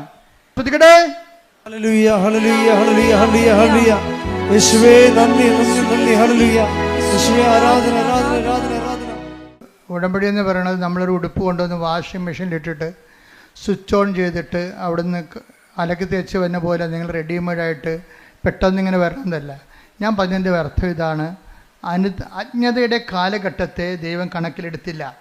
എന്നാൽ 17-30 വായിച്ചത് എന്താണ്? എന്നാൽ ഇപ്പോഴാകട്ടെ എല്ലായിടത്തുമുള്ള എല്ലാവരും അനുദപിക്കണമെന്ന് ദൈവം ആഗ്രഹിക്കുന്നു, ദൈവം ആജ്ഞാപിക്കുന്നു. അപ്പോൾ എന്ത് പ്രശ്നം വെച്ച് കഴിഞ്ഞാൽ, ഉടമ്പടി വെളിപ്പെടുത്തുന്ന കാലത്ത് ആദ്യം കിട്ടിയ വചനം ഇതാണ്. എന്താണ്? എനിക്ക് പാപത്തെ ലിസ്റ്റ് വിജയകുമാറിന്, എനിക്ക് അനുഗ്രഹത്തെ ലിസ്റ്റ് വിജയകുമാറിന് പാപത്തെ ലിസ്റ്റും. ഞാനത് കൂട്ടിവെച്ചപ്പോൾ ദൈവം എന്നോട് പറഞ്ഞതാണ് എന്താണ്? നിങ്ങൾ പശ്ചാത്തപിക്കുവിൻ, നാളെ നിങ്ങളുടെ ഇടയിൽ കർത്താവ് അത്ഭുതം പ്രവർത്തിക്കും. ഞാൻ തൈക്കാട്ടുശ്ശേരി ഇരുന്നുകൊണ്ട് 2015 ഇത് പുസ്തകം എഴുതിക്കൊണ്ടിരിക്കുന്ന സമയത്താണ് പറഞ്ഞത്, നാളെ എന്ന് പറഞ്ഞ പഴയ നിയമത്തിലാണ്, പുതിയ നിയമത്തിൽ ഇന്നാണെന്ന്. കാര്യം പശ്ചാത്താപത്തിന് സമയബന്ധിതമായിട്ട് ചുരുക്കം ഉണ്ടാകുമെന്ന്. സക്കേവൂസിന്റെ കർത്താവ് പറഞ്ഞത് ഇന്നീ ഭവനത്തിന് രക്ഷ കൈവന്നിരിക്കണം. അപ്പോൾ ഒരു നിമിഷം നേരത്തെ നീ കർത്താവിൽ വിശുദ്ധീകരിച്ചാൽ ഉടമ്പടി അത്രയും പെട്ടെന്ന്. അതുകൊണ്ട് ആദ്യകാലം തന്നെ കൃപാസനത്തിൻ്റെ പത്രത്തിൻ്റെ മുഖപേജിൽ ഉടമ്പടി ഉടനടി പരിഹാരം എന്നാണ് കണ്ടത്. ഉടനടി പരിഹാരം. ഇപ്പോഴും അത് മാറ്റിയിട്ടൊന്നുമില്ല. കാര്യം നമ്മൾ ആ ഫ്രണ്ട് പേജിലൊക്കെ നോക്കിക്കഴിഞ്ഞാൽ മനസ്സിലാകും ഉടനടി ഉണ്ടായ പരിഹാരങ്ങൾ തന്നെ എഴുതിയിരിക്കണം അവിടെ. ഉടമ്പടി എടുത്തപ്പോൾ ഇന്ന് ഈ ആഴ്ച നടന്നിട്ടുള്ള കാര്യങ്ങളാണ് അവിടെ എഴുതിയിരിക്കുന്നത്. അതാണ് അത് മാറ്റമില്ല. അതിനെ ഞാൻ പറഞ്ഞു വരുന്നതിൻ്റെ കാരണം അനുതാപവും അനുഗ്രഹവും തമ്മിൽ ഭയങ്കരമായി ഇൻ്റർ കണക്റ്റഡ് ആണ്. ഇപ്പം ജെയ്സനെ സംബന്ധിച്ചിടത്തോളം അനുതാപവും കിട്ടിയപ്പോൾ എന്നാ പറ്റി? 12 കൊല്ലം മുമ്പ് നടന്ന സംഭവമാണ് ഇപ്പോൾ എഴുതിയിരിക്കുന്നത്. 2012 ഗ്രീസിൽ റെസ്റ്റോറൻറ്റിൽ അപേക്ഷ കൊടുത്തിരിക്കുന്നത്. 2012 വരെ ആരും കോൾ ഫോർ ചെയ്തില്ല. ദേശം പറഞ്ഞ ഷങ്കൻ വിസയ്ക്ക് വേണ്ടിയാണ് ഞാൻ അപേക്ഷിച്ചത്. അതിൽ ഡോക്യുമെൻ്റ് മുഴുവനും തെറ്റായിരുന്നു. അപ്പോൾ അതിനെ പ്രാർത്ഥിക്കാൻ പോലും എനിക്ക് പറ്റത്തില്ലായിരുന്നു ഷങ്കൻ വിസയ്ക്ക്. പക്ഷേ ഞാനെങ്ങനെ പ്രാർത്ഥിക്കും? അത് കാരണം എനിക്ക് അനുതാപം ഉണ്ടായി. കർത്താവേ, ഞാൻ വിസ ചെയ്തിരിക്കുന്നത് തെറ്റായിരുന്നല്ലോ. എനിക്ക് അനുതാപം ഉണ്ടായി. അനുതാപം ഉണ്ടായപ്പോൾ 12 പോയിട്ട് 24 ആയപ്പോൾ ജെയ്സൺ അനുദപിച്ചപ്പോൾ എന്ത് ചെയ്ത് അവർ ആ 12 കഴിഞ്ഞിട്ട് 10 വർഷത്തിന് ശേഷം ആ വിസ കോൾ ഫോർ ചെയ്യുകയാണ്. എന്താ? അതായത് ആ അനുതാപം അനുഗ്രഹം സ്പീഡാകും. നമ്മൾ എന്തുകൊണ്ടാണ് താമസിക്കണമെന്ന് വെച്ച് കഴിഞ്ഞാൽ അതിൻ്റെ കാര്യം അനുതാപം തന്നെയാണ് എൻ്റെ പ്രധാനപ്പെട്ട കാര്യം. അനുഗ്രഹം താമസിക്കാനുള്ള പ്രധാനപ്പെട്ട കാര്യങ്ങൾ ഒന്ന് അനുതാപം തന്നെയാണ്. നിലപാട്, സംസാരം, ചെയ്തികൾ, ശീലങ്ങൾ, അതുപോലെ എല്ലാം നിലപാടുകളെല്ലാം. പിന്നെ ദൈവത്തിന് പ്രയോജനമുള്ള വ്യക്തികളായിട്ട് മാറണം. കാരണം നിങ്ങൾ എന്ത് ചെയ്തു എന്നുള്ളതല്ല, you have done it with what disposition. നിങ്ങൾ എന്ത് മനോഭാവത്തില്ലേ? അതുകൊണ്ടാണ് ആ വിധവയുടെ ചിലിക്കാശ് എടുത്ത് ശ്രുതികട്ടെ. ഹല്ലേലൂയ, ഹല്ലേലൂയ, ഹല്ലേലൂയ, ഹല്ലേലൂയ. യേശുവേ നന്ദി. Hallelujah, hallelujah, hallelujah. യേശുവേ ആരാധന, ആരാധന, ആരാധന, ആരാധന. യേശുവേ നന്ദി. മഹത്വം, മഹത്വം, മഹത്വം. ഹല്ലേലൂയ, ഹല്ലേലൂയ, ഹല്ലേലൂയ. ലൂക്ക 21:2. ലൂക്ക 21:2. ദരിദ്രയായ ഒരു വിധവ, ദരിദ്രയായ വിധവ 2 ചെമ്പുതുട്ടുകൾ ഇടുന്നത് അവൻ കണ്ടു. അവൻ പറഞ്ഞു, ദരിദ്രയായ ഈ വിധവ മറ്റെല്ലാവരെയും കൂടുതൽ നിക്ഷേപിച്ചിരിക്കുന്നു എന്ന് സത്യമായി ഞാൻ നിങ്ങളോട് പറയുന്നു. അപ്പൊ അച്ഛൻ നേരത്തെ പറഞ്ഞില്ലേ, ദൈവത്തെ വിശ്വസിക്കുന്നതല്ല വിഷയം, ദൈവത്തെ കൊണ്ട് വിശ്വസിപ്പിച്ചെടുക്കുന്നതിലാണ് വിഷയം. അതാ റിസ്ക്. ഇപ്പം മറ്റെല്ലാവരെയും കാണാമെന്ന് പറഞ്ഞില്ലേ, ചാക്ക് കണക്കിന് ചില്ലിക്കാശ് പണ്ടാരത്തെ തള്ളിയ ആൾക്കാരുണ്ട്. അവരെ ദൈവം വിശ്വസിക്കണില്ല. അതാ ഒരു ഉപജീവനത്തിനുള്ള വക മാത്രം ഉണ്ടായിരുന്ന ആളാണ് ഇട്ടിരിക്കുന്നത്. അതിലാണ് ദൈവം വിശ്വസിക്കണത്. വാട്ട് ഡിസ്പോസിഷൻ, നമ്മുടെ മനസ്സിലിരിപ്പ് എന്താണെന്നാണ്. കഴിഞ്ഞ ഒരു 6 മാസം മുമ്പ് ഒരു സാക്ഷ്യം ഞാൻ കണ്ടായിരുന്നു. അതായത് കാല് പഴുത്തിരിക്കുകയാണ്. കാല് പഴുത്തിട്ട് ആ പഴുത്ത കാലും വെച്ചുകൊണ്ട് തൊത്തിയും മുടന്തിയും പോയി പത്രം കൊടുത്തുകൊണ്ടിരിക്കണേ. അത് എല്ലാ വീട്ടിലും ഇങ്ങനെ ഈച്ച വാർത്ത് കർത്താവിനെ കുറിച്ച് സംസാരിച്ചുകൊണ്ടിരിക്കും. അതാണ് വിശേഷവേദിയായി നിങ്ങൾ എന്താണ് ചെയ്യണത്? അവിടെ സാക്ഷ്യം കേൾക്കണം. എൻ്റെ ദൈവപൈതലേ, കർത്താവ് നിന്റെ ഡിസ്പോസിഷൻ കറക്റ്റാണെങ്കിലേ, നീ ആത്മാർത്ഥമാണ് ദൈവത്തെ സ്നേഹിക്കണം, ദൈവത്തിന് ഒരു നിമിഷം വിശ്വസിക്കാൻ കഴിഞ്ഞാൽ അപ്പക്കത്ത് ഉടമ്പടി. എന്താ കാര്യം വെച്ച് കഴിഞ്ഞാൽ നീ സത്യസന്ധയാണ്, ദൈവത്തെ മനസ്സിലാകും. ഉടമ്പടി വിശ്വാസത്തെക്കാൾ ഉപരി വിശ്വസ്തയുടെ പദ്ധതിയാണ്. കൈയടിക്കട്ടെ, ശ്രുതിക്കട്ടെ.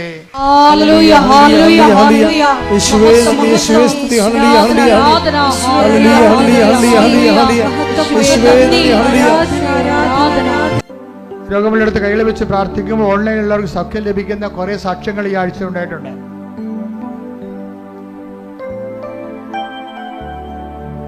അച്ഛൻ പ്രാർത്ഥിച്ചുകൊണ്ടേയിരിക്കും. നമ്മൾ കർത്താവിൻ്റെ വചനം കേട്ട് വിശുദ്ധീകരിച്ചും ശക്തീകരിച്ചും ഇരിക്കുന്ന ദൈവാഭിഷേകത്തിൻ്റെ സമയമാണ്. അതുകൊണ്ട് നിങ്ങൾ രോഗമുള്ളിടത്തേക്ക് കൈകൾ മാറ്റിക്കൊണ്ടേയിരിക്കണം, മാറ്റി പ്രാർത്ഥിച്ചുകൊണ്ടേയിരിക്കണം.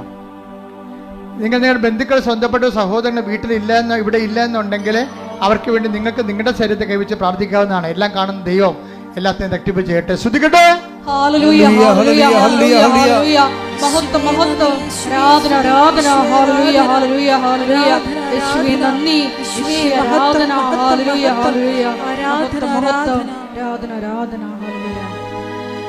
എൻ്റെ പ്രിയപ്പെട്ടവരെ, രോഗസൗഖ്യ പ്രാർത്ഥനയ്ക്ക് വേണ്ടി നമ്മൾ ആരംഭിക്കുകയാണ്. എൻ്റെ മകൾ, ഇത് വളരെ ലളിതമാണ്. എന്താ കാര്യത്തിൽ അമ്മ മാതാവ് ഞാൻ പ്രാർത്ഥിക്കുമ്പോൾ എനിക്കുണ്ടാകുന്ന ഒരു ആത്മവിശ്വാസം എന്താണെന്ന് നിങ്ങൾക്കറിയാവോ? ഞാനൊരു അംബികസിലേക്ക് പൗലോസപ്പോസ്തലൻ പറയുന്ന പോലെ ഞാൻ ഇങ്ങനെ അന്തരീക്ഷത്തിൽ ഇടിക്കുകയല്ല, ഞാൻ മൂക്കിന് നോക്കി ഇടിക്കണം. എന്താ കാര്യം? കൃപാസനത്തിൻ്റെ പ്രാർത്ഥനകൾ എന്ന് പറയുന്നത് അമ്മയുടെ പ്രത്യക്ഷീകരണത്തിൻ്റെ അടിസ്ഥാനത്തിലുള്ള പ്രാർത്ഥനകളാണ്.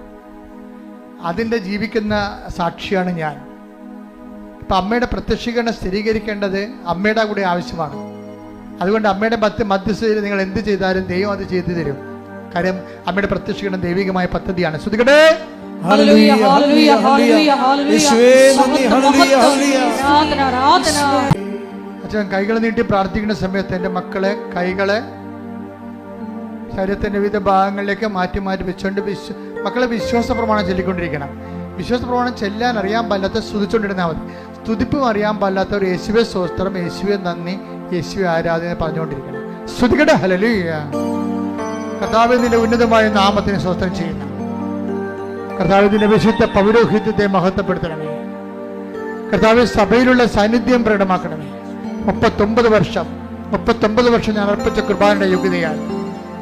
കൃപാസാൽത്താറെ ജീവനോടെ പ്രത്യക്ഷപ്പെട്ട പരിശുദ്ധ അമ്മയുടെ മാധ്യസ്ഥ കർത്താവെ നിന്റെ തിരുമുറുവാകുന്ന വലതുകരം അനുഗ്രഹത്തിന്റെ അഭിഷേക കരങ്ങള് അങ്ങനെ മക്കളുടെ ശിരസ് വെക്കണമേ. അടിപ്പിടർ പോലെ വൈതാക്കാലം പോലെ ദൈവികമായ ശക്തി ഞങ്ങൾക്ക് ഇടിച്ചിറങ്ങട്ടെ. കർത്താവിന്റെ കരുണ, കർത്താവിന്റെ വിശുദ്ധമായ രക്തം, കർത്താവിന്റെ ശക്തി, സ്വർഗീയ ശക്തി, ദൈവിക ശക്തി, സുവിശേഷത്തിന്റെ ശക്തി ഈ നിമിഷം ഇടിച്ചിറങ്ങട്ടെ. ആന്തരിക രോഗങ്ങള്, മാനസിക രോഗങ്ങള്, ആത്മഹത്യാ ബോധങ്ങള്, അതുപോലുള്ള എല്ലാവിധ രോഗങ്ങള് യേശുവിന്റെ നാമത്തില് മാറിപ്പോകട്ടെ. പരിശുദ്ധ പരമ ദിവ്യകാരുണ്യത്തിന് ആരാധനയും സ്തുതിയും പുകഴ്ചയും ഉണ്ടായിരിക്കട്ടെ. എന്റെ പ്രിയപ്പെട്ടവരെ, ഉദരരോഗങ്ങള് സൗഖ്യപ്പെടാൻ വേണ്ടി പ്രാർത്ഥിക്കുന്ന സമയമാണ് ഇനിയുള്ളത്. കരള് രോഗങ്ങള്, ആ സമയത്ത് കരളിൻ്റെ അവിടെ കൈവെക്കണം. ഹൃദയ രോഗങ്ങള്, ബ്ലോക്കുള്ളവര്, ചിലപ്പോൾ നിങ്ങളായിരിക്കത്തില്ല, ചിലപ്പോൾ നിങ്ങളുടെ അപ്പനായിരിക്കും. അപ്പം നിങ്ങൾ അപ്പൻ്റെ പേരിൽ നിങ്ങളുടെ നെഞ്ചത്തെ കൈവെക്കണം. മാതാവിൻ്റെ പ്രത്യക്ഷീകരണത്തിൻ്റെ സന്നിധാനത്തിൽ വന്നിരിക്കുന്നതാണ്. നിങ്ങൾ കണ്ണുനീരോടെ പ്രാർത്ഥിക്കേണ്ട സമയമാണിത്. അമ്മ ഈ വിഷയം ഏറ്റെടുത്താൽ പിന്നെ നമുക്ക് പിന്നീട് അലയേണ്ട കാര്യം അതുകൊണ്ട് ജെയ്സൺ അവസാനം പറയുന്നൊരു സമയമുണ്ട്. ഞാൻ യഥാർത്ഥ സ്ഥലത്താണ് വന്നതെന്ന്, ആ ഒരു ബോധ്യം ഉണ്ടാകണമെന്നുണ്ടെങ്കിൽ അനുഭവത്തിൽ നിന്നുണ്ടായ ബോധ്യമാണ്. നിങ്ങൾ ആ വിശ്വാസികളുടെ അനുഭവം പങ്കുചേർന്നുകൊണ്ടാണ് നമ്മൾ ഓർക്കുക. അമ്മയുടെ പ്രത്യക്ഷീകരണ സന്നിധാനത്തിൽ നിൽക്കുക. നിന്റെ ജീവിതത്തിൻ്റെ എല്ലാ വിഷയങ്ങളും നടുവിന് വേദനയുള്ളവരുണ്ടാകും. ഞാൻ ഒരു ദിവസം ഒരു 10 പേരെങ്കിലും വിക്സിനും അതുപോലെ തന്നെ ഇടുപ്പലിനും വേദനയുള്ളവർ പ്രാർത്ഥിക്കാറുണ്ട്. പക്ഷേ അവരിവിടെ വരുന്നവർക്കല്ലേ ആ സൗഖ്യം വരത്തുള്ളൂ. പക്ഷെ നിങ്ങൾ ഒത്തിരി പേര് അതുണ്ടെങ്കിൽ ആ സമയത്ത് നിങ്ങൾ കൈ ആ നടുവിന് വെക്കണം. ഉദരരോഗമുള്ളവരുണ്ടാകും, ഗർഭാശയത്തിൽ ചുരുങ്ങിയവരുണ്ടാകും. അവർ ഊടിന് താഴെ പൊക്കിന് താഴെ കൈവച്ച് പ്രാർത്ഥിക്കണം. ചിലപ്പോൾ 2 ട്യൂബുകൾ ഉണ്ടാകത്തില്ല. ഫിലിപ്പിൻ ട്യൂബ് 2 ഇല്ലെന്ന് പറഞ്ഞൊരു ചേച്ചി പറഞ്ഞു. ഞാൻ പറഞ്ഞു നിങ്ങൾ പ്രാർത്ഥിക്കുക. ഇന്നത്തെ പുതിയ മാർഗങ്ങൾ ഉപയോഗിച്ചുകൊണ്ടാണെങ്കിൽ ശരി, ഒരു കുഞ്ഞിന് ആവശ്യമുണ്ടെങ്കിൽ ദൈവം നിങ്ങൾക്ക് തരും. പക്ഷെ അതിന് അനുകൂലമായ സാഹചര്യം ഉണ്ടാകാൻ വേണ്ടി പ്രാർത്ഥിക്കാൻ പറഞ്ഞു. ഞാൻ പറഞ്ഞതെന്ന് എൻ്റെ അറിവിൻ്റെ പരിമിതി നിന്നുകൊണ്ട് പറഞ്ഞതാണ്. പക്ഷേ ദൈവത്തിൻ്റെ പരിമിതികളുടെ അപരിമിതമായ ശക്തിയിലാണ് നിങ്ങൾ വിശ്വസിക്കുന്നത്. കർത്താവിനെ എല്ലാം സാധ്യമാണ്. അതുകൊണ്ട് തന്നെ ആ ഒരു സ്ഥലത്ത് വന്ന് നിൽക്കുമ്പോൾ നിങ്ങളെ കൊണ്ടുവന്നതാണ്, നിങ്ങൾ നിന്നതല്ല, നിങ്ങൾ നിർത്തിയതാണെന്നുള്ള ബോധ്യം നിങ്ങൾക്കുണ്ടാണ്. മുട്ടി കൊഴിയുന്നവർ പോലും പ്രാർത്ഥിക്കേണ്ട സമയമാണ്. കണ്ണിന് കാഴ്ചയില്ലാത്തവർ പ്രാർത്ഥിക്കേണ്ട സമയമാണ്. മൂക്കിന് കർത്താവ് ദശ വളരുന്നവർ പ്രാർത്ഥിക്കേണ്ട സമയമാണ്. തൊണ്ടയ്ക്ക് തൈറോയ്ഡുള്ളവരും തൈസോയിഡുള്ളവരും പ്രാർത്ഥിക്കേണ്ട സമയമാണ്. ശരീരം വല്ലാണ്ടിരുന്ന് ചൂടാകുന്നവരുണ്ട്, ഉറക്കമില്ലാത്തവരുണ്ട്, പ്രഷർ കൂടുന്നവരുണ്ട്, ഷുഗർ കുറയാത്തവരുണ്ട്. അവരെല്ലാം പ്രാർത്ഥിക്കേണ്ട സമയമാണ്. അസ്ഥിവേദനക്കാർ പ്രാർത്ഥിക്കേണ്ട സമയമാണ്.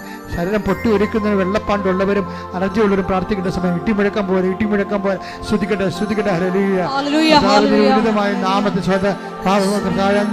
നാമത്തെ സ്വന്തം കർത്താവേ. ആമാശയ രോഗികള്, ക്ഷയരോഗികള്, കർത്താവ് മാരക രോഗികൾ, തീരാവേദികള്, ജീവിത ദുരിതങ്ങൾ, ജീവിത തടസ്സങ്ങൾ, ഉച്ചമുതൽ ഉള്ളംകാലം വരെ കർത്താവിന്റെ രക്തം പടരട്ടെ.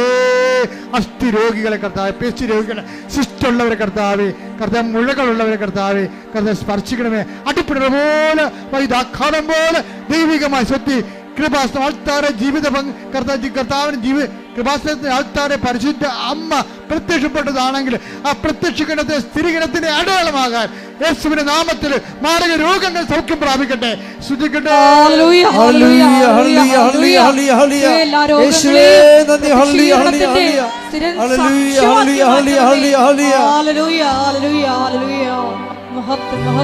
പരിശുദ്ധ പരമ ദിവ്യകാരുണ്യത്തിന് ആരാധനയും സ്തുതിയും പുകഴ്ചയും ഉണ്ടായിരിക്കട്ടെ. എന്റെ മക്കളെ, ജോലിയില്ലാത്തവര്, ജോലിക്ക് വേണ്ടി ശ്രമിക്കുന്നവര്, പരീക്ഷ പൊട്ടിപ്പോയവര്, പുതിയ പരീക്ഷ എഴുതാൻ പോകുന്നവര്, വിസ പ്രോസസ്സിൽ ഇരിക്കുന്നവര്, ജപ്തി നടപടി നേരിടുന്നവര്, അതുപോലെ തന്നെ സ്ഥലങ്ങളില്ലാത്തവര്, വീട് ഇല്ലാത്തവര്, വീട് വെച്ചുകൊണ്ടിരിക്കുന്നവര്, വിസ നഷ്ടപ്പെട്ട വിസയിന് പുതുക്കി കിട്ടാത്തവരെ, വിദേശ രാജ്യങ്ങളിലേക്ക് വിസയെ പുതുക്കി കിട്ടാതിരിക്കുന്നവരെ, അതിൻ്റെ പേരിൽ കടങ്ങൾ വന്നിരിക്കുന്നവരെ, വിവാഹത്തിൽ ഒത്തുചേരാത്തവര്, വിവാഹത്തിന് ഒരുങ്ങുന്നവര്, മക്കളില്ലാത്തവര്, വിവാഹം പിരിഞ്ഞിട്ട് കൂടാൻ ആഗ്രഹിക്കുന്നവര്, എല്ലാവരുടെ മേൽ കർത്താവിന്റെ വലിയ ശക്തികട്ടെ. ശ്രുതികട്ടെ, ശ്രുതികട്ടെ, ശ്രുതികട്ടെ, കർത്താവേ, നിന്റെ വിശുദ്ധ പൗരോഹിത്യത്തെ മഹത്വപ്പെടുത്തണമേ കർത്താവേ. സഭയിലുള്ള സാന്നിധ്യം പ്രകടമാക്കണമേ. 39 വർഷം അർപ്പിച്ച കുർബാന യോഗ്യതയാൽ കൃപാസനത്തോടെ ജീവനോടെ പ്രത്യക്ഷപ്പെട്ട പരിശുദ്ധ അമ്മയുടെ മാധ്യസ്ഥത്താൽ ഇയാൾത്താരെ നടന്ന 10,000-കണക്കിന് ആരാധന ശക്തിയാൽ ജീവിത ദുരിതങ്ങള്, ജീവിത തടസ്സങ്ങള് യേശുവിന്റെ നാമത്തിൽ മാറിപ്പോകട്ടെ.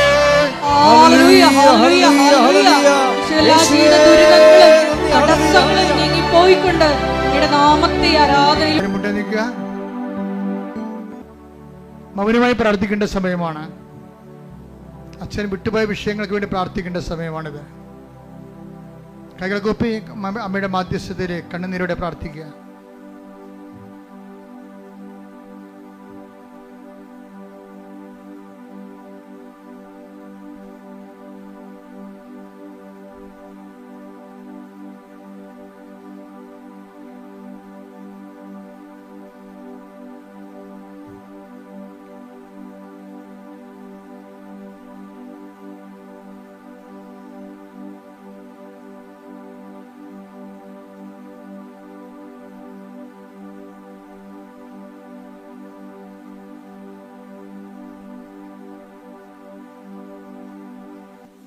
അറിയിപ്പുകൾ.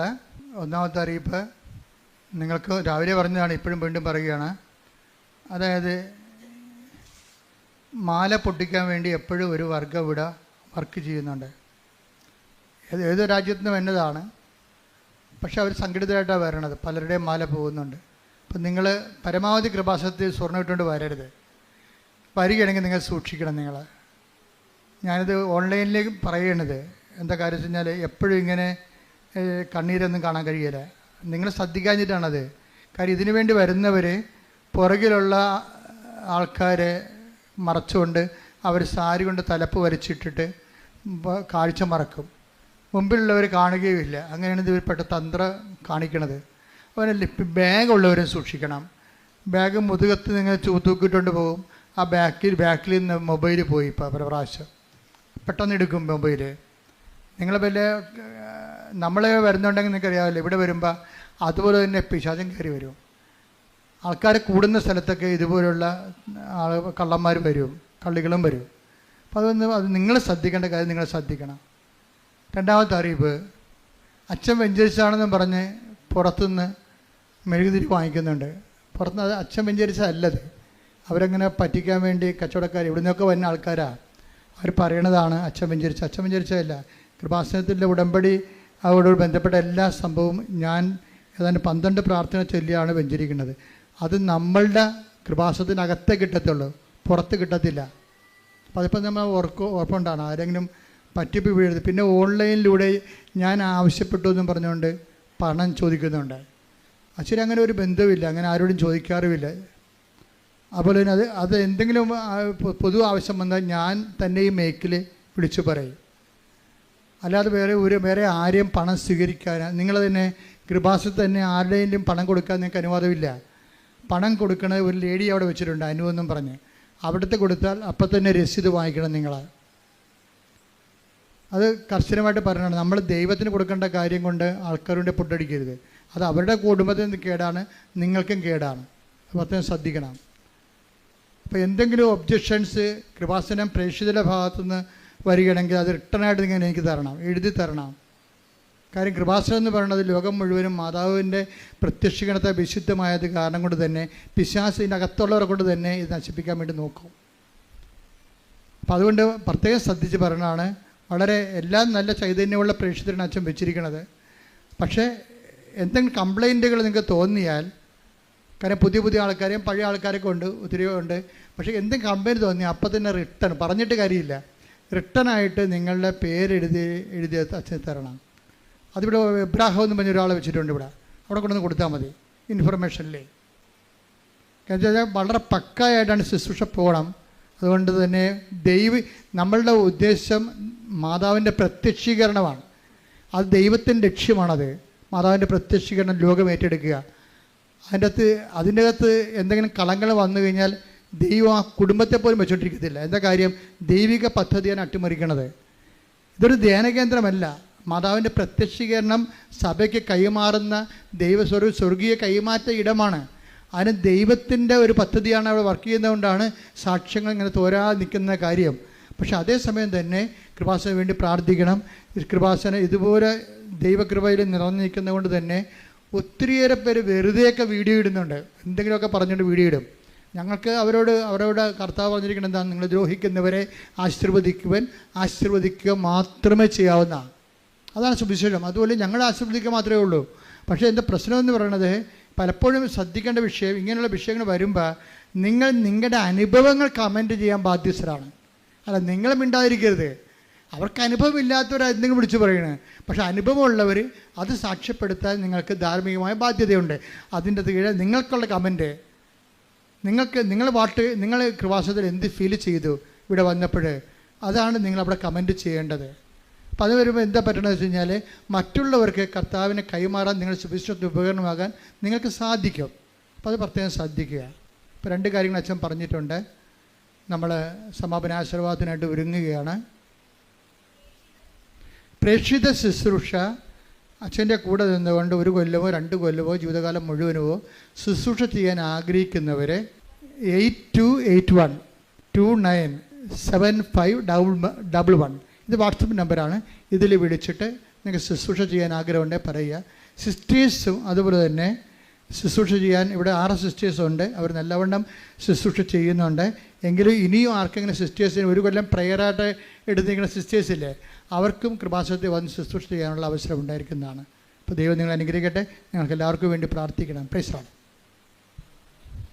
ഒരിക്കൽ കൂടി മരിയൻ്റെ ഉടമ്പടിയിൽ സമർപ്പിച്ചിരിക്കുന്ന എല്ലാ വിഷയങ്ങളും ദൈവമാതാവിൻ്റെ മധ്യസ്ഥതയിൽ ദിവ്യകാരുണ്യ സന്നിധിയിൽ സമർപ്പിച്ച് നമുക്കൊരു നിമിഷം മൗനമായിട്ട് പ്രാർത്ഥിക്കാം.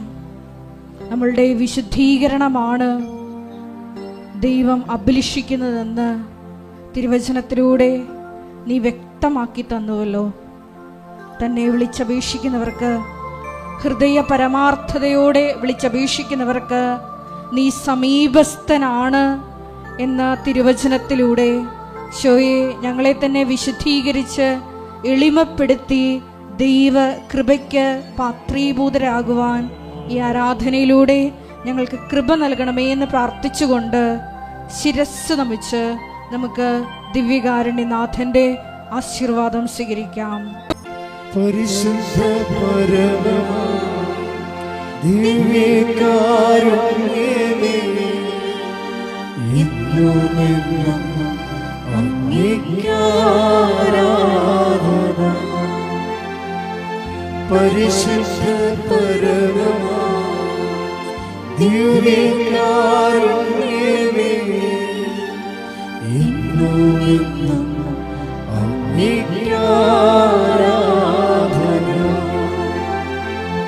പരിശുദ്ധ പരമമാ ദിവ്യകാരുണ്യമേ, ഇന്നുമെന്നും അങ്ങേക്കാരാധന.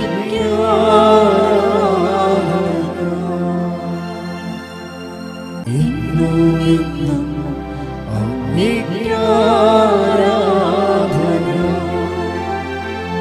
പരിശുദ്ധ പരമമാ ദിവ്യകാരുണ്യമേ,